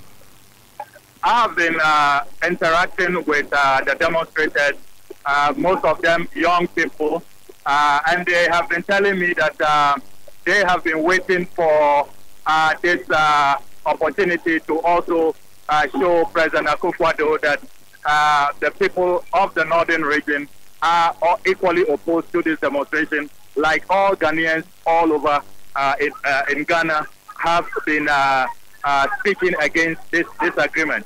And if you listen to a lot of the demonstrators and you read their placards, they now have a clear understanding that Tamale is directly affected, and that having listened to the public lecture that was organized by the Ghana First Patriotic Front, and listening to the senior research fellow of the Lagos Center for International Affairs and Diplomacy, Dr. Ahosu, who made it clear that if you look at the full plan for the permanent U.S. presence, the military-based program of the United States of America, Tamale is at the center of it. Tamale Airport is part of the program. And if you look at the entire outline, which we now are getting a clearer picture about, it is clear that for the Americans to be able to deploy into the Sahel region, to be able to have quick access to the Mali, Niger, the Maghreb areas of Africa, including even Libya, it is better for them to move from Tamale, from the Tamale airport.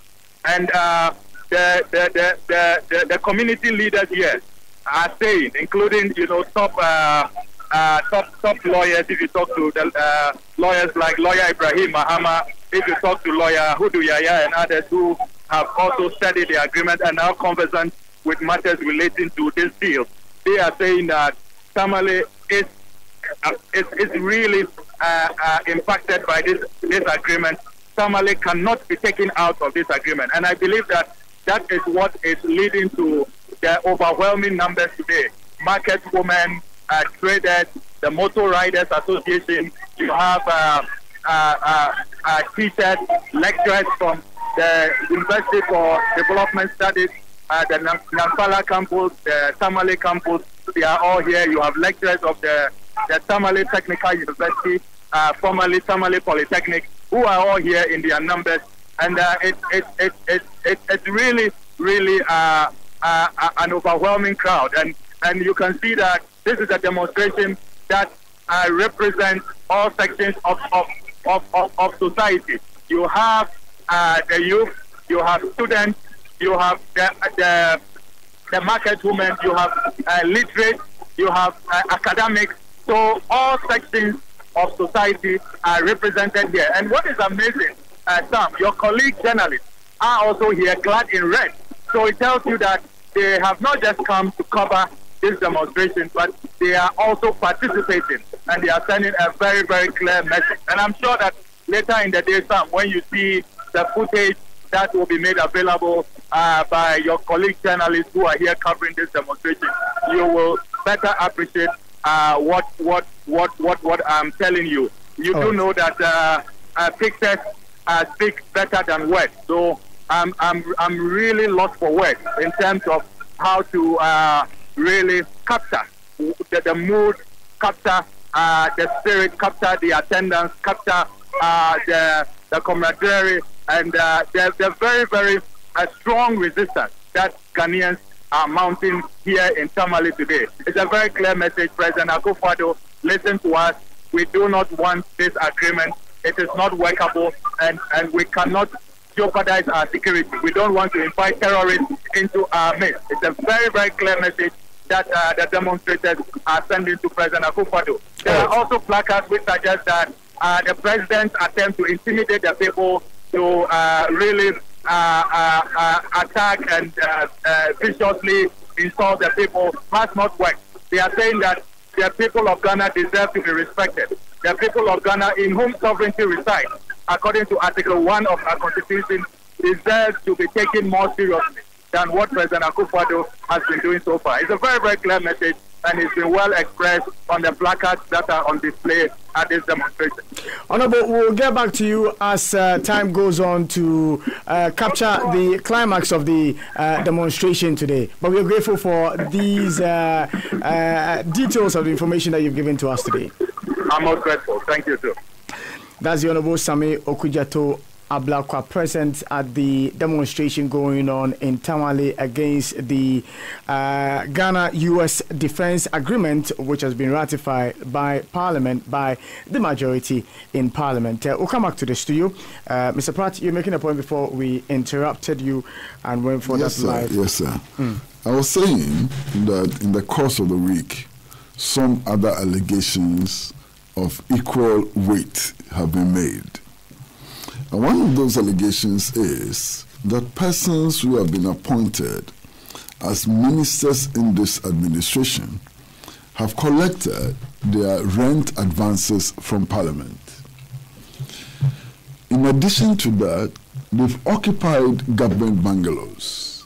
And then in addition to that, they have also received rent allowance, 20% of their salaries as rent allowance. Now, in this particular case, we are not talking about double payments, but we are talking about triple payments. And in principle, this cannot be different from persons collecting double salaries. The same principle applies. Now, this allegation has not been denied as we speak. It has not been denied at all. Now, what is interesting is that we are told that the Speaker of Parliament, Right Honorable Mike Okwei himself, also collected his rent allowance and moved into his official residence. And we are told that his rent advance is in excess of 100,000 Ghana cedis. You understand? Which he collected and then moved into his official residence. Indeed, this allegation is at par with the collection of double salaries. Then there's a third allegation. And this third allegation, indeed, for me, is quite shocking. I didn't know that. I didn't know that our parliamentarians, or some of our parliamentarians, were paid monies to provide their own security in lieu of state security. I didn't know until this allegation came up. What I'm told is that where parliamentarians want to secure themselves, want to provide their own security, they are paid a certain amount of money. Indeed, some of the figures I saw in the papers were in the region of 500,000 Ghana cedis. I don't know what that stands for, all of them who collected or for individuals or whatever, but I saw those figures in the newspapers yesterday. I'm sure all of you saw those figures. Now, some of the parliamentarians actually approached Parliament and said, look, we don't want the state to give us security. We will take care of our own security. So they collected monies for their security. And in addition to that, they took state security protection. They had their houses guarded by the police. Their officers gathered by the police and were giving police bodyguards in addition to taking the money for security. Again, I would think that this allegation is at par with those who allegedly collected double salaries and so on. Now, in the light of all of this information which is available to us as Ghanaian people, what should we do? What should we do as Ghanaian people? One, I think it is important to establish the full facts in this matter. So we need an impartial inquiry to look at remuneration in Parliament from 1992 to the present, not just from 2013. From 1992 to the present, we need to assemble the facts. On the basis of those facts, empirical facts and so on, we then need to determine what to do. And I think one of the things that we will have to do will have to be cleansing the system of frauds. You understand? When it comes to payments to Parliament, not just to parliamentarians, but payments to Parliament, we need to have reconciliation in order to ensure that we are not making double payments for anything, including salaries. We need to do that. Then, based on the facts which are coming up, suggesting that it may not only be Parliament, but that it may cover other state institutions and so on, we need to do a whole audit of all state institutions where salaries are paid from the consolidated fund. We need to do that. Full audit of all these state institutions and so on needs to be done. Whether we should prosecute people for criminal offenses and so on is a matter to be determined by the Attorney General and those who are seized with the correct interpretation, correct ability to interpret and analyze matters in relation to the law. As a layperson, I would not venture there. But if there ought to be prosecution, that prosecution ought to be principled, ought to be based on a principle. You cannot prosecute NDC MPs and leave MPP MPs for the same offense. If it's the same offense, then all of them have to be prosecuted. No discrimination. Indeed, to start with, I would like to see the CID invite all of those against whom similar allegations have been made and to treat them the same way that NDC former ministers are being treated. Then the principle of fairness would have been established from the very beginning. Indeed, if we think that the matter has now become so big that the CID, the Criminal Investigations Department, does not have the capacity to look at all these issues from 1992, then we need to set up that bigger body with the capacity to do the investigation, and what is happening at the CID needs to stop immediately. You understand what I'm saying? If the CID doesn't have the capacity to look at MPP, NDC, MPs, Speaker of Parliament, ministers in Mahama regime, ministers in Akufo-Addo regime, ministers in Kufuor's regime, and so on, if the CID doesn't have the capacity to do that, then it should stop this one-sided investigation. Let us have a body which can then look at all the cases and come out with some report that can satisfy all of us. Now, I'm getting worried by a number of things. There was this question about fake journalists who went to Australia. And it was announced that the security services were going to investigate it. Then, bam, there was a public uproar. How can you trust the security services to investigate this matter when they budge previous investigations? You all heard it. You understand? Say, hey, what is happening?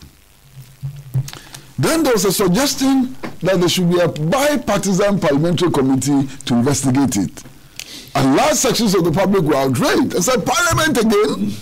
What happened to all the other things that they investigated which went nowhere? You understand? And then we were told that the police CID, they said, oh my goodness, police CID again. So, now, that suggests something that we should be taking very, very seriously.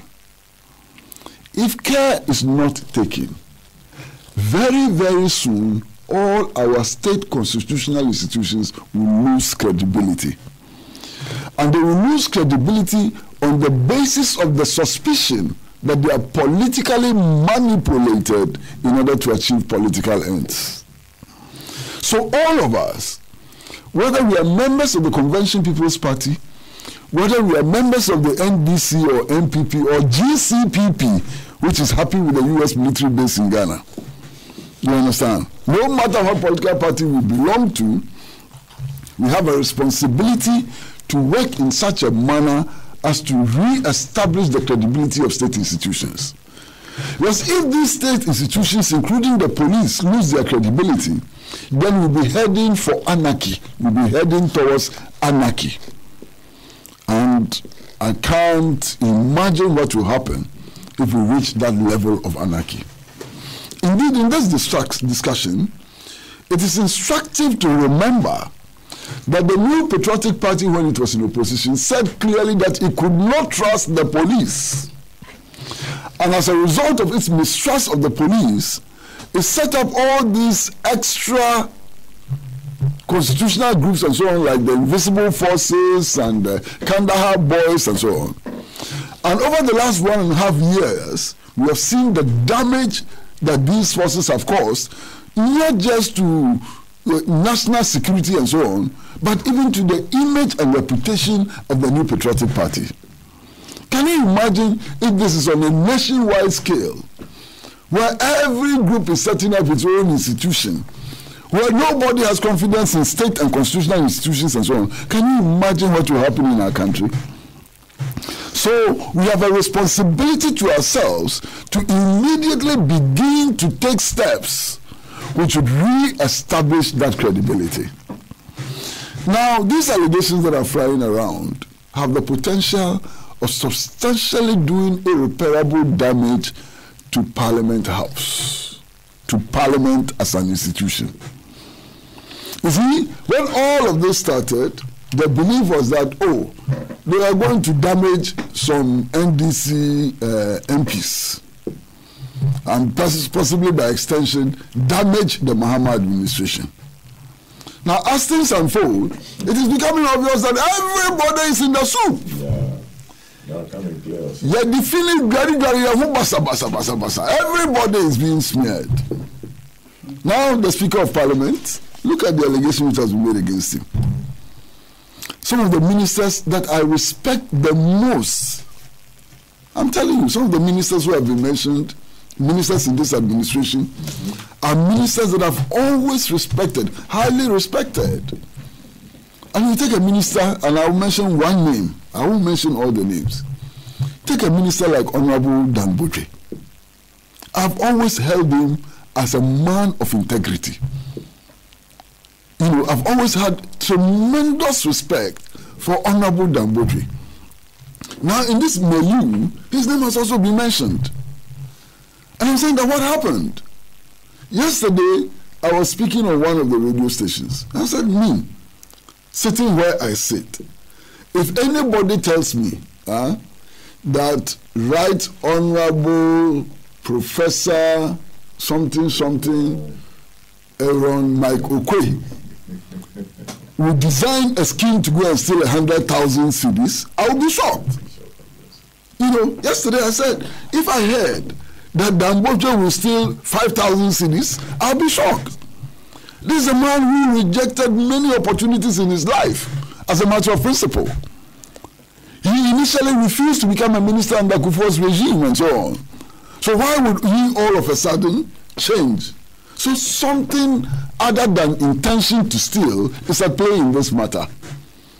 And therefore, it is important for us to handle it so well that in the final analysis, all of us as Ghanaians will be satisfied with the outcomes. And that's very important. You know, I've been hearing some comments which are valid comments, and I think Mr. Martin Amidu made some of those comments. Mr. Martin Amidu is saying that, look, if ordinary citizens are accused of stealing fowls and goats, we don't hesitate at all. we rush to prosecute them. And invariably, some of them do not even have lawyers and so on. So sometimes we actually cheat them. I mean, anybody who has had the misfortune of being in prison, you would see the number of Ghanaians languishing in prison on remand. And some of them have been on remand for 10 years and so on. You understand? In the light of all of this, if we come to the conclusion that members of parliament, ministers and so on should go home free and so on, it becomes a big problem. The issue of class and so on will be raised. The issue of how the elite in our society get away with everything will be raised. And that is why it is important for us to approach this matter from an informed empirical basis, so that whatever the outcome of the inquiry is and so on, everybody will be satisfied that a thorough job has been done. The thoroughness of the job is the key in finding a solution to this problem. The politicking with the allegations is the most dangerous part to tread. Most dangerous part to tread. And I do hope that both sides of parliament, I do hope that the police administration, and I do hope that Jubilee House and everybody involved in this matter would have some moments of sober reflection, exceedingly sober reflection, because what is at stake is huge. Look, let us assume that all these allegations are true, and this is only an assumption. Let us assume that all these allegations are true, and the Speaker of Parliament is arrested and prosecuted and convicted for receiving double payments. And indeed, some deputy speakers of Parliament are also in it. They are also in the soup. And we are told about 67 current ministers are also in the soup. And about 8 or 9 former Mahama appointees are also in the soup. Now let's say that these allegations are true, they are provable in court and so on, and all these people are really arrested, convicted and so on. What will be the consequences for our democratic experiment? What will be the consequences for the enforcement of law? How damaged will the reputation of Parliament be? And is it possible to do anything which will reverse that? Indeed, how will the executive itself look?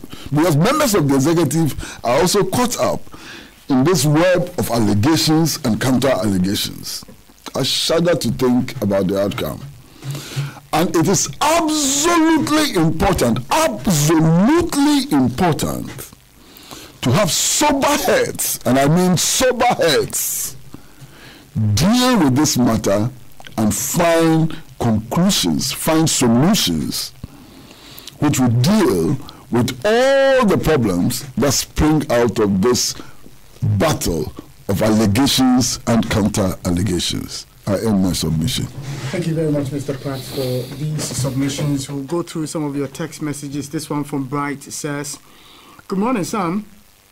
If this double salary saga is anything to go by, then I'm right to say we have done so much harm to the poor, and for that matter, operating a system of plutocracy in this country, for which reason it's no doubt that our debt to GDP is now 68.1% as against 15% of Ivory Coast, and it's a shame.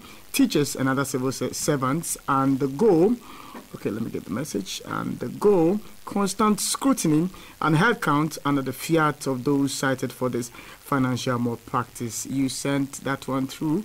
Bright Komla sends this one. "These jokers managing the state of affairs of our country today should know that they can only fool those who want to be fooled, but most of us are wise and wide awake. Their evil orchestrations will one day come back to haunt them because they won't be in power forever." There are other text messages. Let me go through them.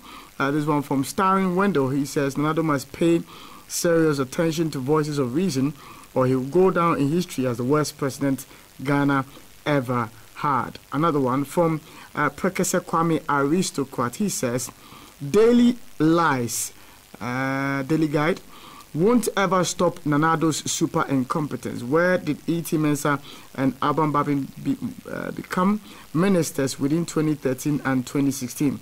So how did they take double salary? Was John Jinapor an MP 2013 to 2016? So how did he take double salary? Nilante's name was not part of the invitees, yet they published his face on their front page and added his name to the list. Liars in power. Greetings to Nana Banfo, the incoming Ewutu Senior East NDC youth organizer. Professor Kwame Aristocrat from Kaswa Old Barrier sent that one through.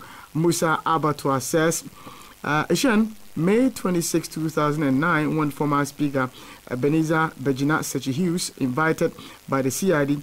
This was what Osei Chairman Bonsu said. CID and police should stop interfering in the investigations of the former Speaker of Parliament. So what has changed? Why is CID not investigating current ministers doubling as MPs who are taking rent allowances but giving official accommodations? And that's your concern that you raised this morning on the show. Let me go to Twitter and read some of your comments as well, which have come through in the form of tweets.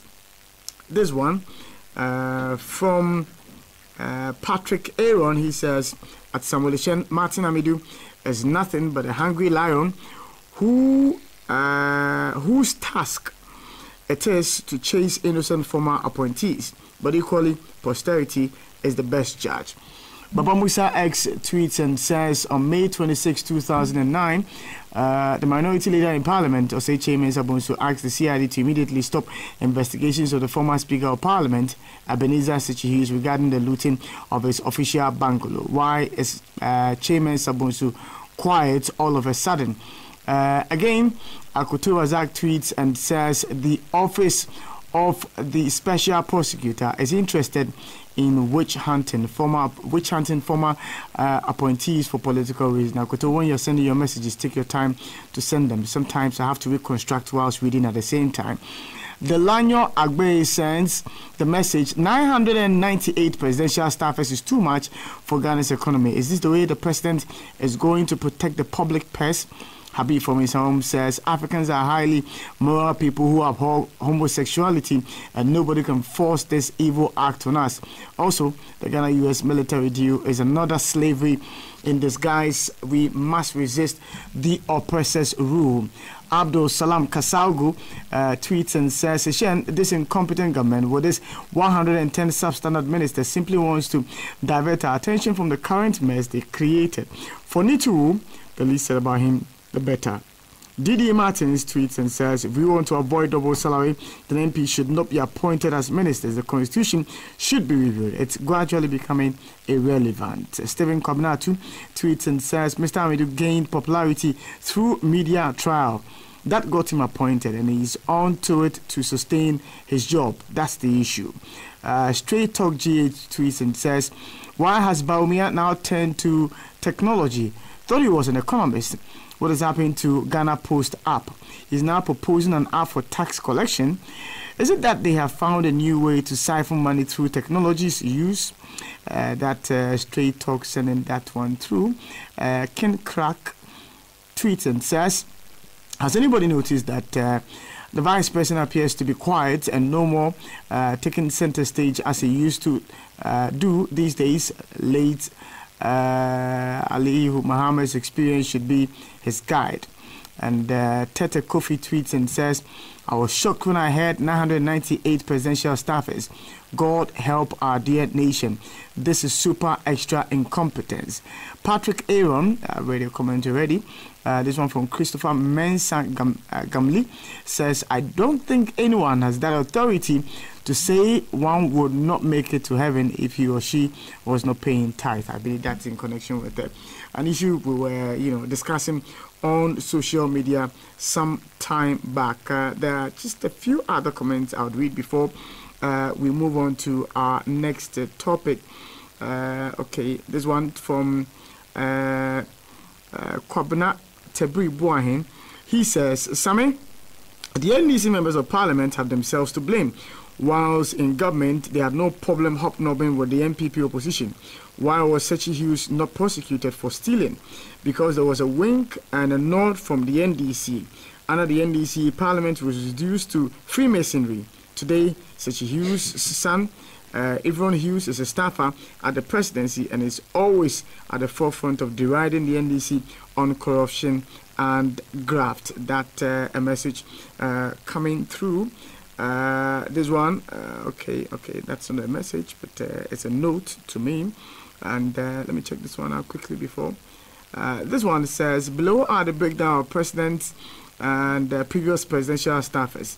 Akufo-Addo has 998. Kufuor had 692. Mahama had 678. Rawlings had 524. In total, the NPP has had 1,690. The NDC has had 1,202. Now tell me, which of the two political parties protected the public purse? Of course, the NDC. That's a comment coming from Abdul, who sent that one through. Grateful for these text messages that came through today. But I'd like to read yours as well, if and only if you send them through to me. We'll move on to our final issue for this morning. Pardon me, sorry to interfere in your work. I think the point Kwesi made is very, very important, and we've dealt with a very, very, very important topic. And I have on my net, by newspaper, I don't know whether by your policy I can mention, but it is now a matter in the public domain about the issues he raised. Their names are here, and it's a very, very serious matter. Yeah. Security that you say you want to have yourself, and they gave you money, rent allowances. If you read the story, it's a huge, huge issue. And we can only call on our president to set up a commission of inquiry. Because it cuts across, it's not parliament alone, the executive is involved, other state institutions, and it's a very major issue. And so if we consider this platform, that has a great impact. I think a summary of what we just discussed before we get to the next topic is that there must be a commission of inquiry of whatever form. If the CID is capable, or the BNI, or IOCO, this matter must be investigated because it affects all of us. The other day I said, somebody asked me, he said, Prof, now, as a Ghanaian, what do I benefit? I have a car that is bothering me, and they say Matiz or Picanto. I went, hey, where I live, to come to work, terrible. So as a citizen, other than not going for visa or residence permit if I were living outside, what do I benefit? And so when you have amounts of this nature, and for an institution like Parliament that will not tolerate any issue any negative sentiments, it's a serious matter, and I think we have to underscore that. Thank you very much. Prof, you're on the floor already, so... no, you did. You remain on the floor. Remain on the floor. Remain where you I are. think we will defer to... Because yesterday, as I indicated, I heard him, if he were the fellow, that you see, first to correct the historical inaccuracies or factual inaccuracies. I go through, I'm an Anglican, the records indicate that the church first landed at the shores of the central region in 1752, almost over 250 years ago. The Catholic Church, over 140, almost 140 years. The Presby Church, since 1825, and many, many, many others. Then we were living, Sean, I'm not a small boy, but I'm a young senior citizen. And at least I had the benefit of meeting my grandmother, that is my father's mother, who died in 1980 at the age of 81. So you could say she was born in 1900 or 1901. She was not excavated from the soil or plucked from the tree. And like all of us, we can trace our lineage to over, in this Ghana here, if it was Gold Coast or wherever we migrated from. And at least growing up, knowing my grandfather, that is my mother's father, and knowing my grandmother, they all existed and lived normal social lives or socio-cultural. They had a socio-cultural or live in a socio-cultural environment as we still have to date. And if we sign biblical and we go into the Old Testament, Genesis chapter 1, creation chapter 2, and when God created everything that we see today on day 5, day 6, he said, let me have somebody in my own image, and created our first father. If we believe in creation story, Adam. And he realized that our first father needed a companion. And created our first mother, Eve, or Adamu and Hawa, whatever you decide to call them. Seriously, we are told that God gave them dominion over everything that he had created, and started listing, not just blanket statement, he listed everything he created from day 1 to day 5,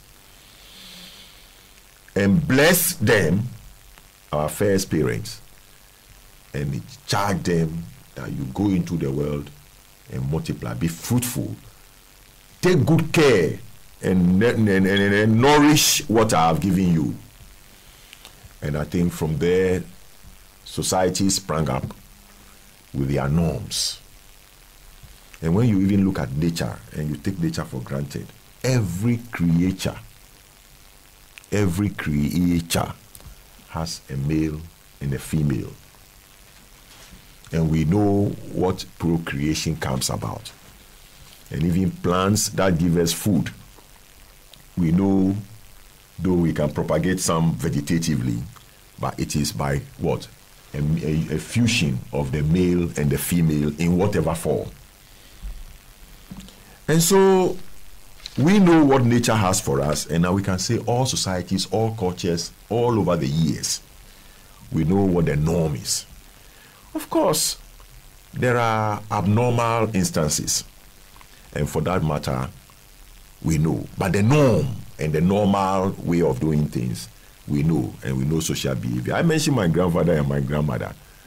I know my grandmother married my grandfather who I didn't meet. In the same way, my grandfather on maternal side also married. And you go back in time.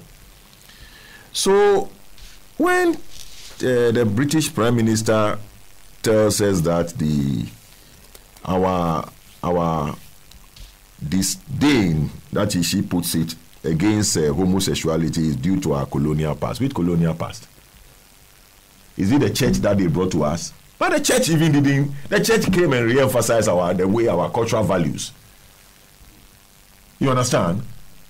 And so the church itself, that has at its document that guides its operations, that's the Bible, nowhere in there, and they didn't teach us as such. They did not teach us.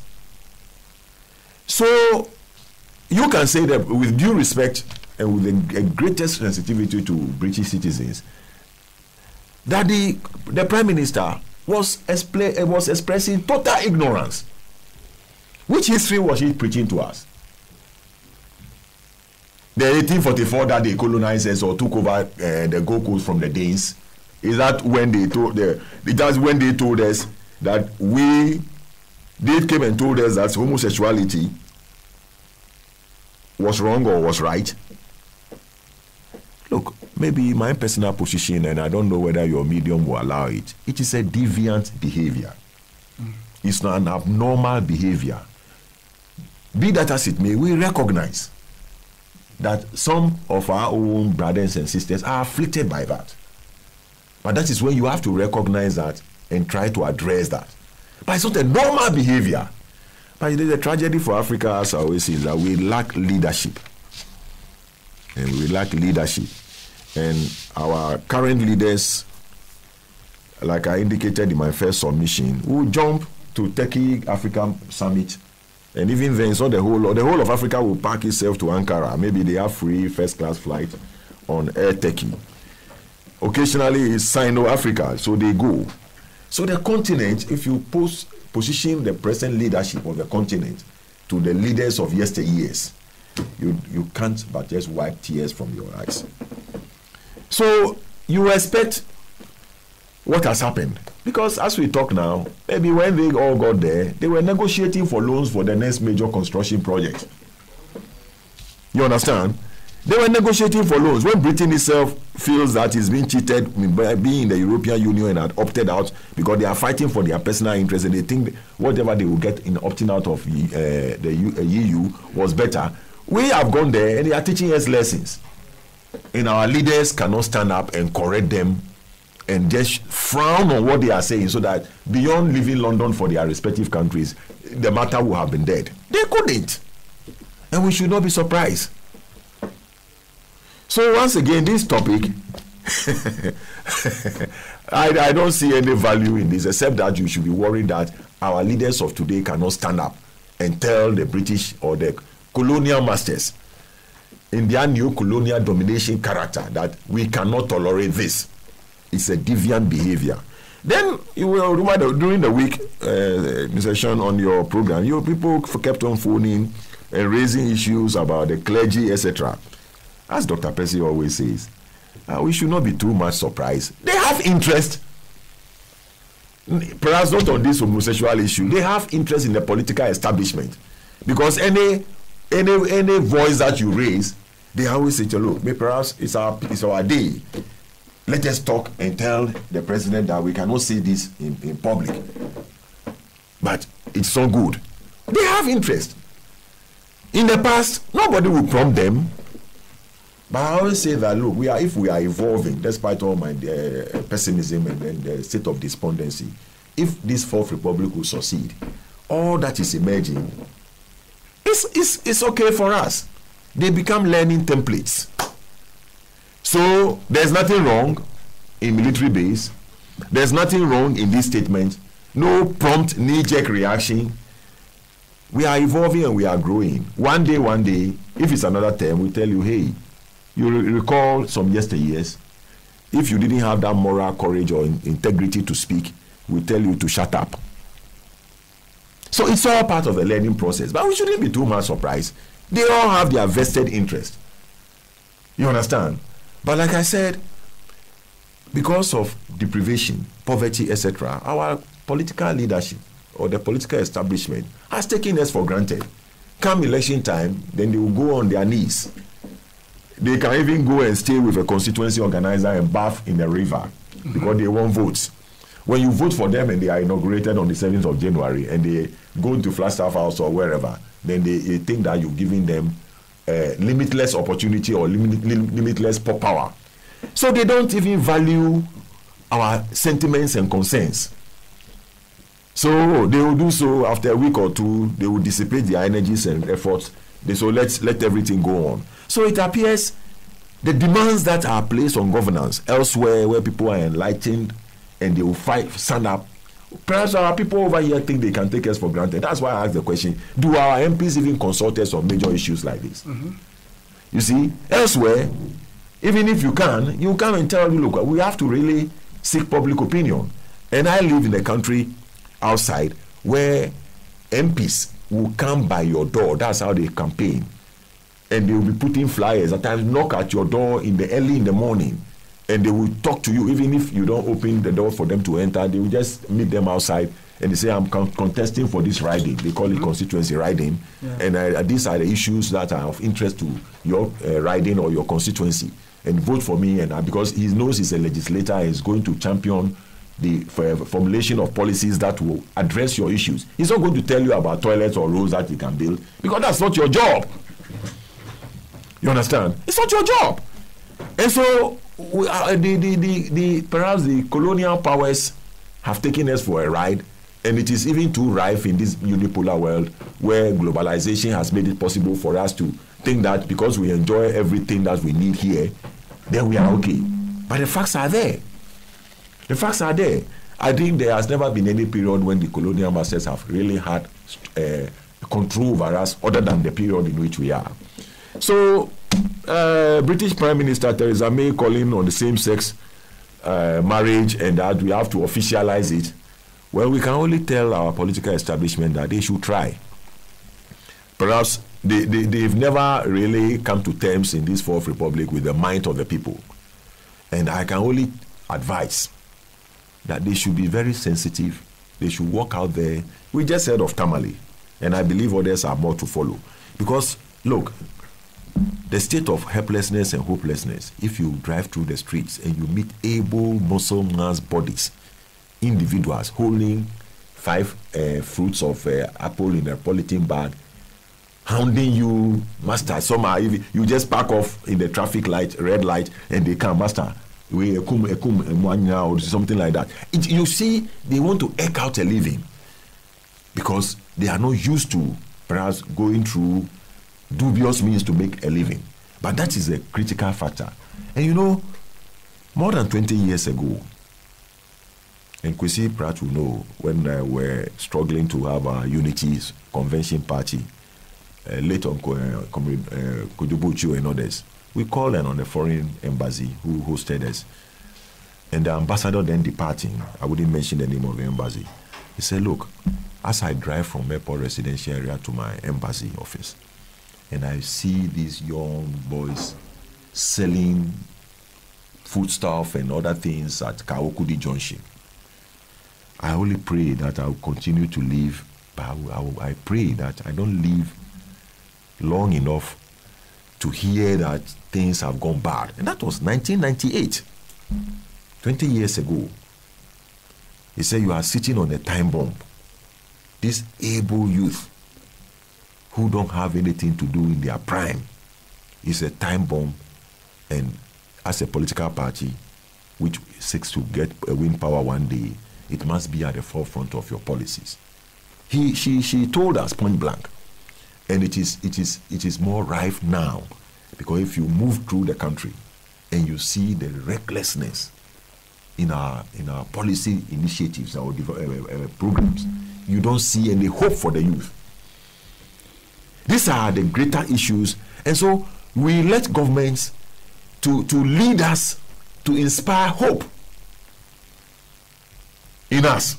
And if even everything fails and we cannot even get the physical eczema, what we want are people who will lead us and inspire us and say, oh, no matter what, even in a state of hunger, we can fast. When we drink water, we know our leaders are taking us through. Passion, as we sit here now, we've elected governments, they come in, and we have one that is about 16 months old. Can you tell me anything that is being done to give hope to you? I say, when you live in Accra, Doc, Koikosi, wherever you live, just profile your weekly activity from where you live to lectures, Kwesi, to your Freedom Center, your inside office. You are coming to work, it's a daily affair. We come for Alhaji And Alhaji occasionally, Kwesi regularly.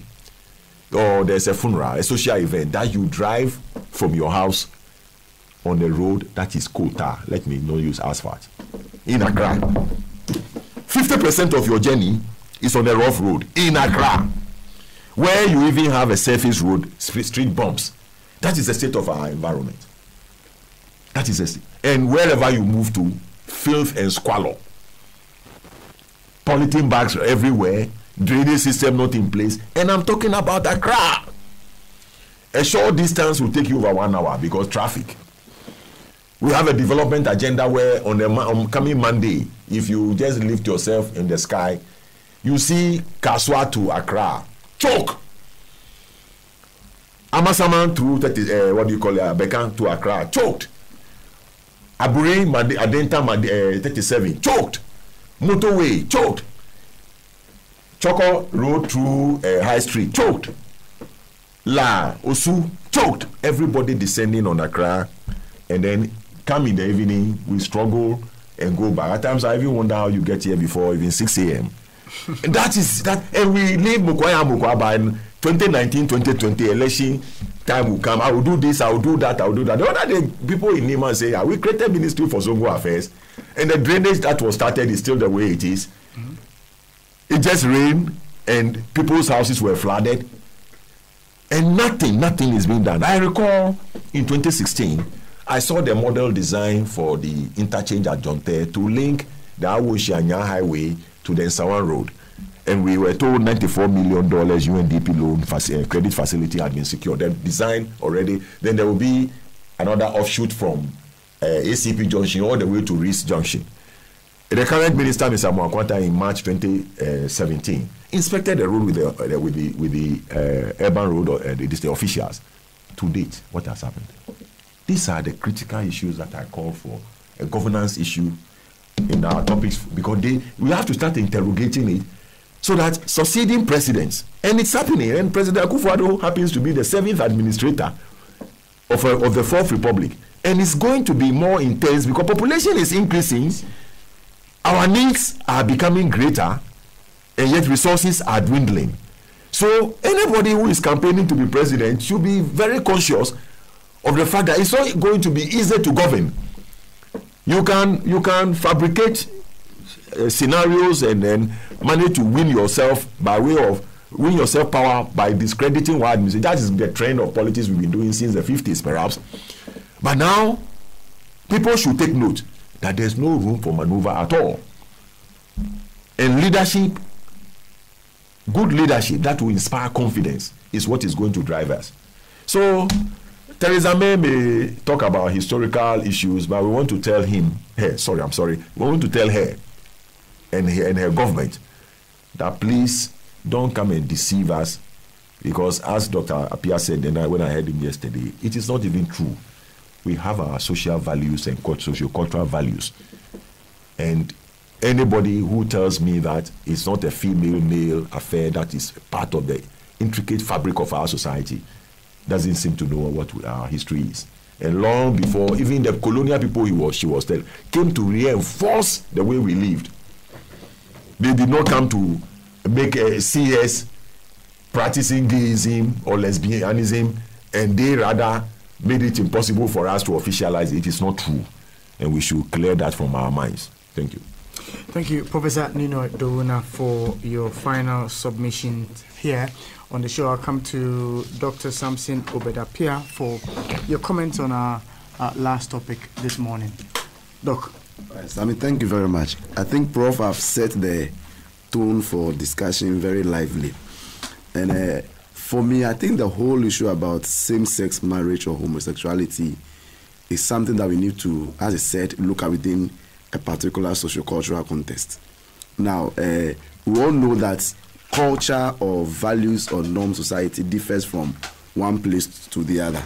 So the British society have their way of life, and we also have our way of life. And I think that for the British Prime Minister, and this is not something she alone have started. We all knew the former Prime Minister David Cameron did the same thing when late Professor Mills was president, when they tried to make an understand that without legalizing homosexuality, they won't give us aid to develop as a country. But what they forget to understand is that, a society or as a people, we have a way of life before they brought the issue of colonialism to our society. And I think, as Prof. Riley said, I mentioned yesterday in the interview, I think one of the first points we need to make clear is that before the colonialists came, our people as Africans or Ghanaians have our own way of life. And as I said, within all the societies in Ghana and all the religions, whether Christianity, Islam, or let's say before even Christianity came, our people have rules and regulations against same-sex marriage. Look, before you continue with your submission, we would have to go for a short break, and when we come back, you can continue for us. So, technical, if you can just give us 2 or 3 commercials, and we'll be back to continue with our discussion.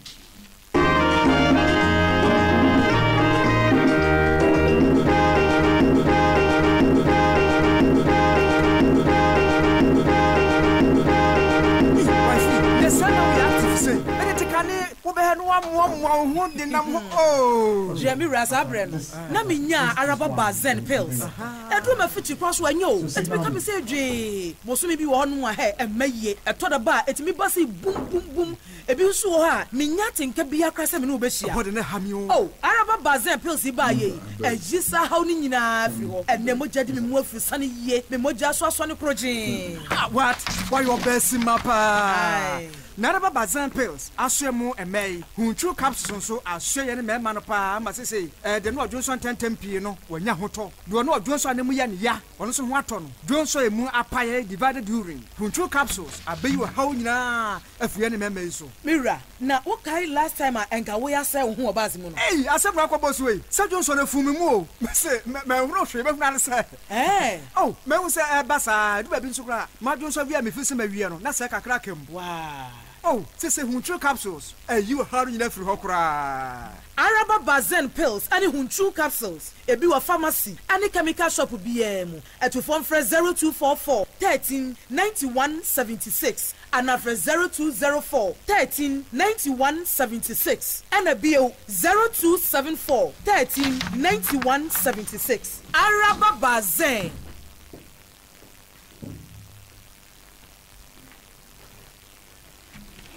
All right, so you're welcome back.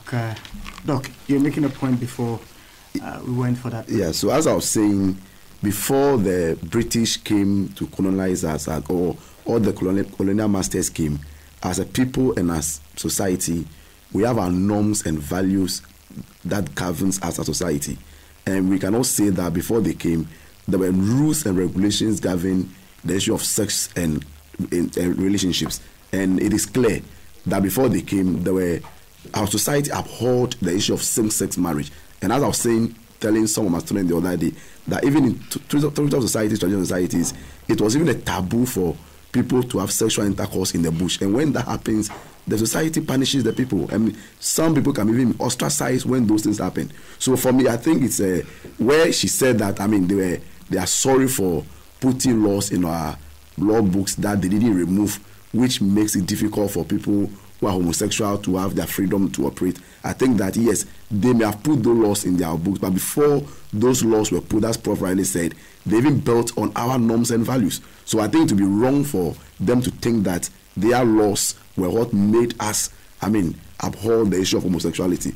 Then the other point, which is very important here, is that, for me, for the British or any other people to think that homosexuality is something we must practice as Africans, is for me a kind of, hypocrisy that they are practicing. You know, as I said the other day, the whole idea can be explained in terms of cultural relativism, that every society have its own culture. Now, and as I always tell, my students, when it comes to the issue of polygyny, that is in African society where a man can marry more than one wife, it is one of the things that the West do not practice or don't like. So what it means is that they are against the issue of polygyny where a man can marry more than one. But within our cultural values, it's something we allow.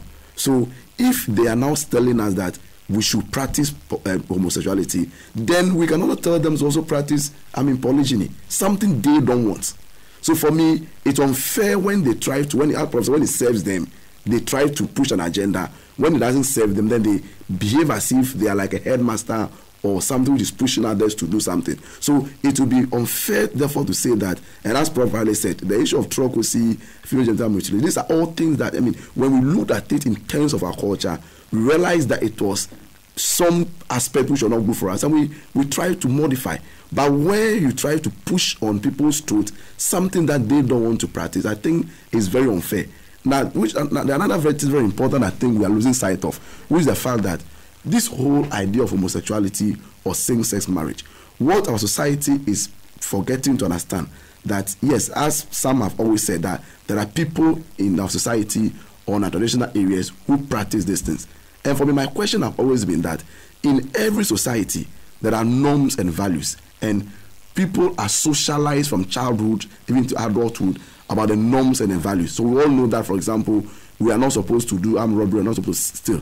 Yes, still some people still steal. So what it means is that even though we are all socialized about the fact that same-sex marriage is not proper, some still go out of that. That is why when the society gets those people, they are punished to serve a deterrent to others. Now, if now we are saying that we should legitimize or we should legalize this practice, what then becomes of society? And I've always looked at paint this picture. The level as profit, the level of poverty, inequality in our typical rural areas. So can you imagine we legalize homosexuality? Then these homosexuals who are very powerful, the money they have, the laws they can control. Imagine he come to this country, go to our rural areas or our slums, the young people who are unemployed, the people who are not working, and give them just $100 or $20. So you can imagine the kind of mess they live in our society. So for me, even now that it is not legalized, we see some of the impact we have on our society. So for us to make a law which says that it's now official, a man can marry a man, a woman can marry a woman, it's going to have a negative effect on our society in terms of how young people are supposed to live. So I think that seriously, that is something that we are not looking at. So we need to be careful, because as a society, as Africans, we have a way of life. Our way of life is that we do not allow a male and a male to have anything sexual or any kind of marriage. But if you allow that to happen, it means that we are simply just saying that we are importing into society something that is not fit for our culture. So for me, that is something we should also look at. Then let me come to the issue of the British Prime Minister. I listened to the tape you played the other day, and the impression being created then was that, they have been able to get there. So, and that fits into the whole idea of modernization, that, African societies will have to modernize, to be able to, we have to change our institutions, our practices, people to develop. But they forget that, and as if you read what Aroni will tell you, that you see, we don't have the same history. And as what Aroni clearly stated, underdevelopment and undevelopment are two different things. They were once undeveloped, but we were underdeveloped.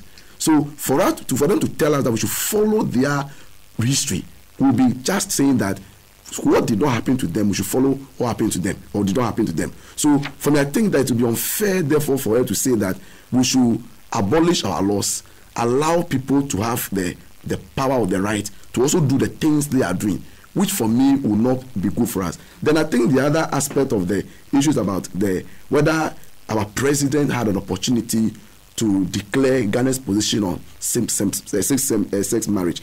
For me, I think that let's go back. And as I said the other day, we had about 3 other preceding presidents who were able to categorically state their position when they were faced with similar situations. Remember in 2006 or 7, when former President Kufuor, they were supposed to have a gay conference in Ghana, and came out clearly to say no.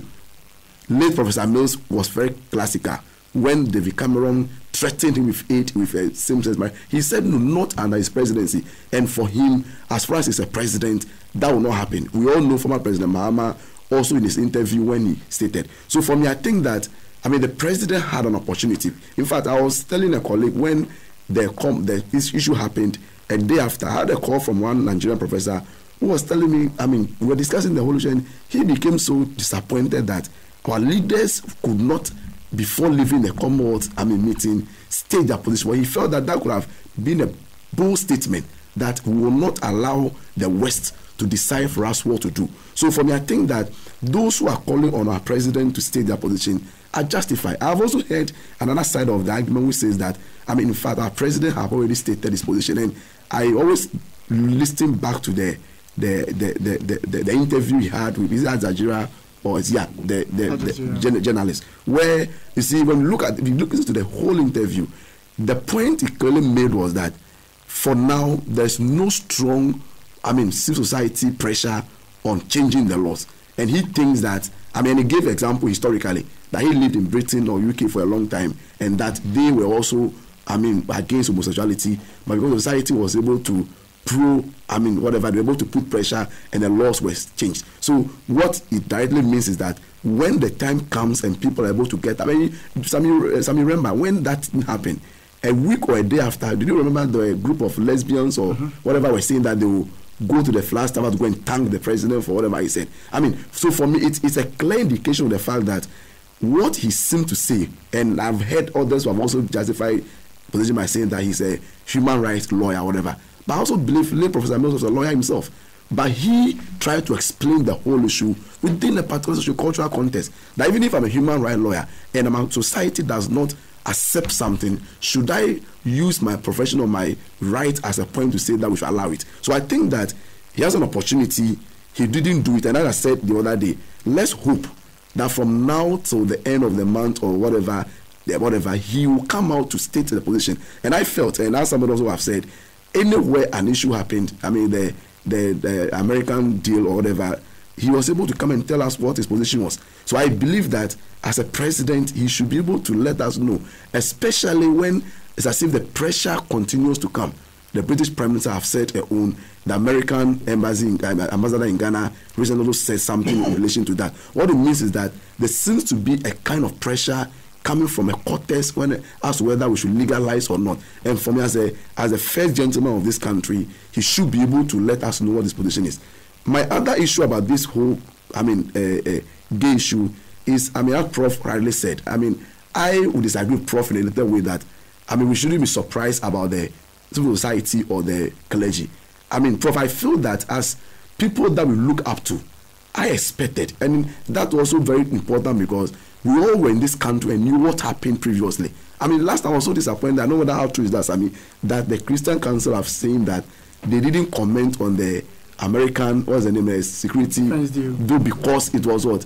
It was too early or too technical. And I asked a colleague, so was Gitmo also too technical or not technical?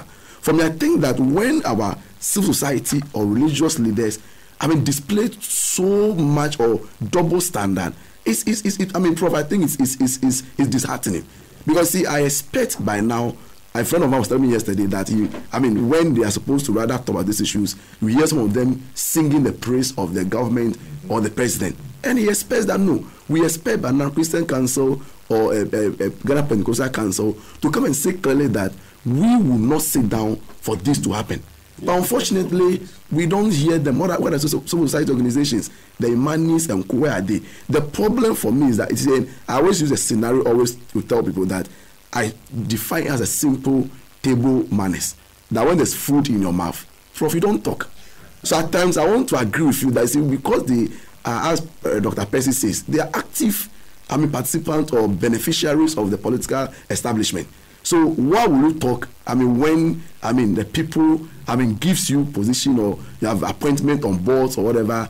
So for me it is also a bit hypocritical that people that we expect. I expect that we're all Christian, we go to church. I expect my church or my clergy to come and say that we don't want this in society. Because see, Prof, I'm always a bit worried that looking at the level of poverty and inequality in our rural, our slums in Accra, imagine we allow these things to happen.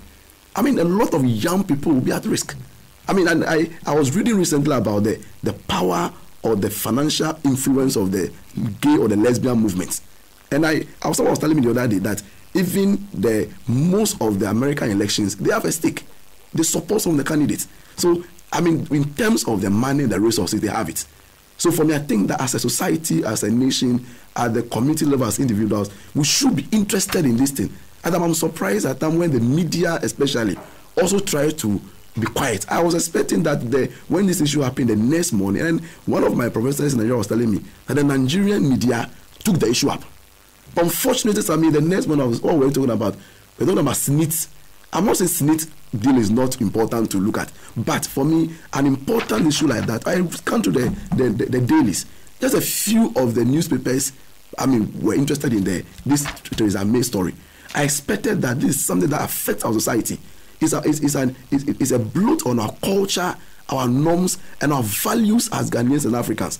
That we don't sit down and allow people to impose on us something we don't want. But we don't go to their country and go and tell them to practice polygyny or practice FGM or female genital mutilation. So I think that we all need to be careful as a society, as individuals, and I think the media, for me especially, have a role to play so that we can also put pressure on our leadership that let them declare. I'm expecting to see a group staging a demonstration that we want the government or the president to declare his stance on whether what Theresa May says she accepts or he accepts it or not. Thank you, Sammy. Thank you very much, Doc, for your submission, Mr. Pratt. I'll come to you quickly, but before that, Ochema Asante, the world-class Ghanaian percussionist resident in the United States of America, will perform at the Freedom Center on Monday at 6 p.m. The general public is cordially invited. Please come and see Ochema Asante play 86 drums at the same time. Mr. Pratt, is it for free? I think it should be for free. Mr. Pratt.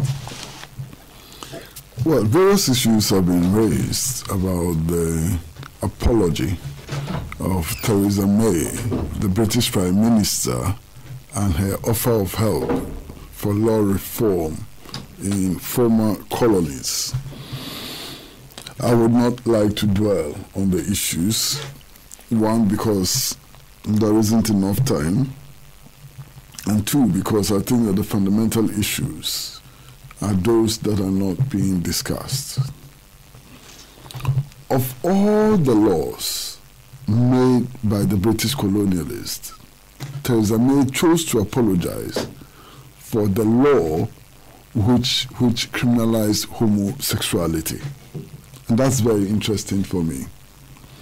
Because my history teaches me that the British colonialists also imposed a law which criminalized the consumption of palm oil.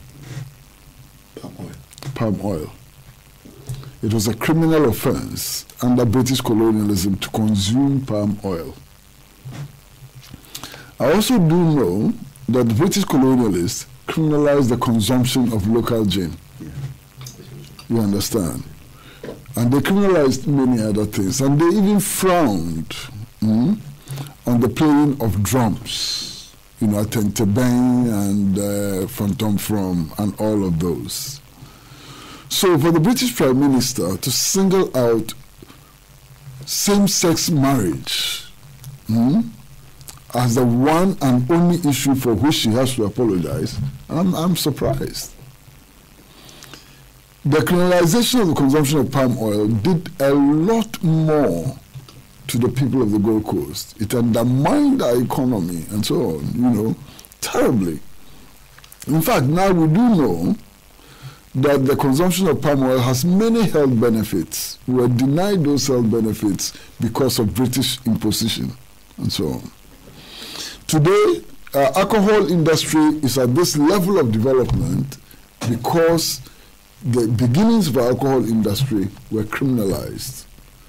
Theresa May doesn't care about all of this. Her concern is about the criminalization of homosexuality. You understand? Now, for me, aspects of the British Prime Minister's statement are most insulting. And I haven't heard any comments about that. They are most insulting. 61 years after independence, Theresa May is telling us that if we have to reform our laws, she will bring us British lawyers to come and do that for us. And what an insult. Look at the caliber of people we have sitting on our Supreme Court. Look at the caliber of our appeal court judges and our high court judges. Look at the caliber of Ghanaians on the bar. Look at the caliber of Ghanaians who have qualified as professional lawyers. And they cannot reform our laws. Theresa May will bring us lawyers, and for all you know, third-class lawyers from the UK to come and do that work for us. Theresa May perhaps doesn't know that we have lawyers of the caliber of Akila Kwasoya. We have lawyers of the caliber of Chachu Chikata. We have the lawyers of the caliber of Yao Graham, Akutuampa, and so on. And what an insult. A clear insult. You understand? In any case, why should it take the British to tell us what is right or what is wrong with our laws and with us? Why should it be them? This arrogance is shocking. But you see, perhaps it is not her fault. When our leaders continue to lie prostrate before them, when our leaders lick their boots, in fact, some of the leaders do not even lick the boots, they chew them and swallow. What do we expect? They will continue to talk down to us. You understand? They will continue to tell us what to do and what not to do. There are so many things that the British society allows, which I think are outrageous. But they are comfortable with it. And they claim that those things are in fulfillment of the obligation to respect fundamental human rights and so on. That's their business. They should leave us also to do our own business. You know, there's a story which I want to tell you. I mean, I was in London about 11 years ago, you know, maybe 12 years ago, when I had a call from a friend of mine. I mean, very, very desperate and so on. This friend had come to Ghana and bought some snails. Okay? Bought some snails, some snails. Taking them to the UK and kept them in the kitchen sink, you know. So the children came and played around with the snails for a while and so on, went to school. By the time they came back, the parents had cooked the snails, cooked some very delicious palm soup with the snails and so on. The children called the police and the couple was arrested. I mean, if you tell this story here, the British will look like some people coming from outer space. That if you cook snails, you can get arrested. Cook snails in delicious palm soup. Because the children called the police that their parents had killed their pets, their pets, and you were arrested. So look, you keep your standards. Let us keep our standards. Our standards may change or may not change, dependent on our own needs and so on. We don't need Theresa May to tell us what is moral and what is immoral. You understand? Why? Theresa May, what authority does she have to be preaching to us about morality? Look at what they went and did in Iraq. On the basis of a lie by a British Prime Minister, they moved the British Armed Forces, Air Force and all, Navy and all, into Iraq. By the time they were leaving, 2 million people were dead. What is more immoral than that? On the basis of a fabrication, they've just attacked Syria. Dropped bombs on Syria. What is more immoral than that? No British Prime Minister can teach us morals, and they should spare us their arrogance. Thank you very much, Mr. Pratt, for these final comments. That brings us to the end of the show, and it's almost 12. Let me acknowledge my guests this morning. Mr. Kwesi Pratt Jr., he's the managing editor of the Insight newspaper. Professor Nino Douna, a senior lecturer at the University of Ghana, Legon. Comrade Murtala Ibrahim Mohammed, who had to leave us in the middle of the program because of another commitment somewhere.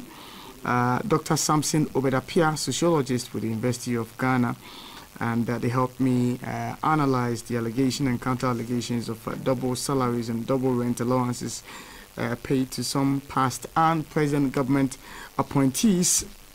Equally, a thorough discussion of the UK Prime Minister Theresa May's call for same-sex, in Nigeria and other countries within the Commonwealth, and the opportunity for President Akufo-Addo to state Ghana's position on same-sex marriage. That brings us to the end of the show. Let me say a very good morning to you, Reverend Alex Odampton. Today is your birthday. Happy birthday to you, my senior brother, and I wish you God's blessing.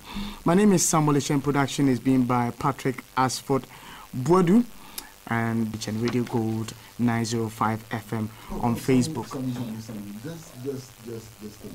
beg you. Please, allow me, I beg you. Oh. You know, Mr. Oboteya, Comrade Oboteya. Okay. Former member of the Provisional National Defense Council has passed away. Oh. Indeed, he was a member of the Central Committee of the Convention Party, which is today the Convention People's Party. He was also a member of the Socialist Forum of Ghana. And in his memory and honor, the Socialist Forum of Ghana has decided that on Tuesday at 6 p.m., there should be a night of tributes at the Freedom Center. On behalf of the Socialist Forum, I'd like to invite all comrades, friends, and sympathizers to join us at the Freedom Center on Tuesday at 6 p.m. to pay our tributes to a departed comrade, Comrade Ebo Teria. So make a date and try and be at the Freedom Center on Monday at 6 p.m. All of you are cordially invited. I'm thinking it's for free, so try and come catch live Ochema Asante.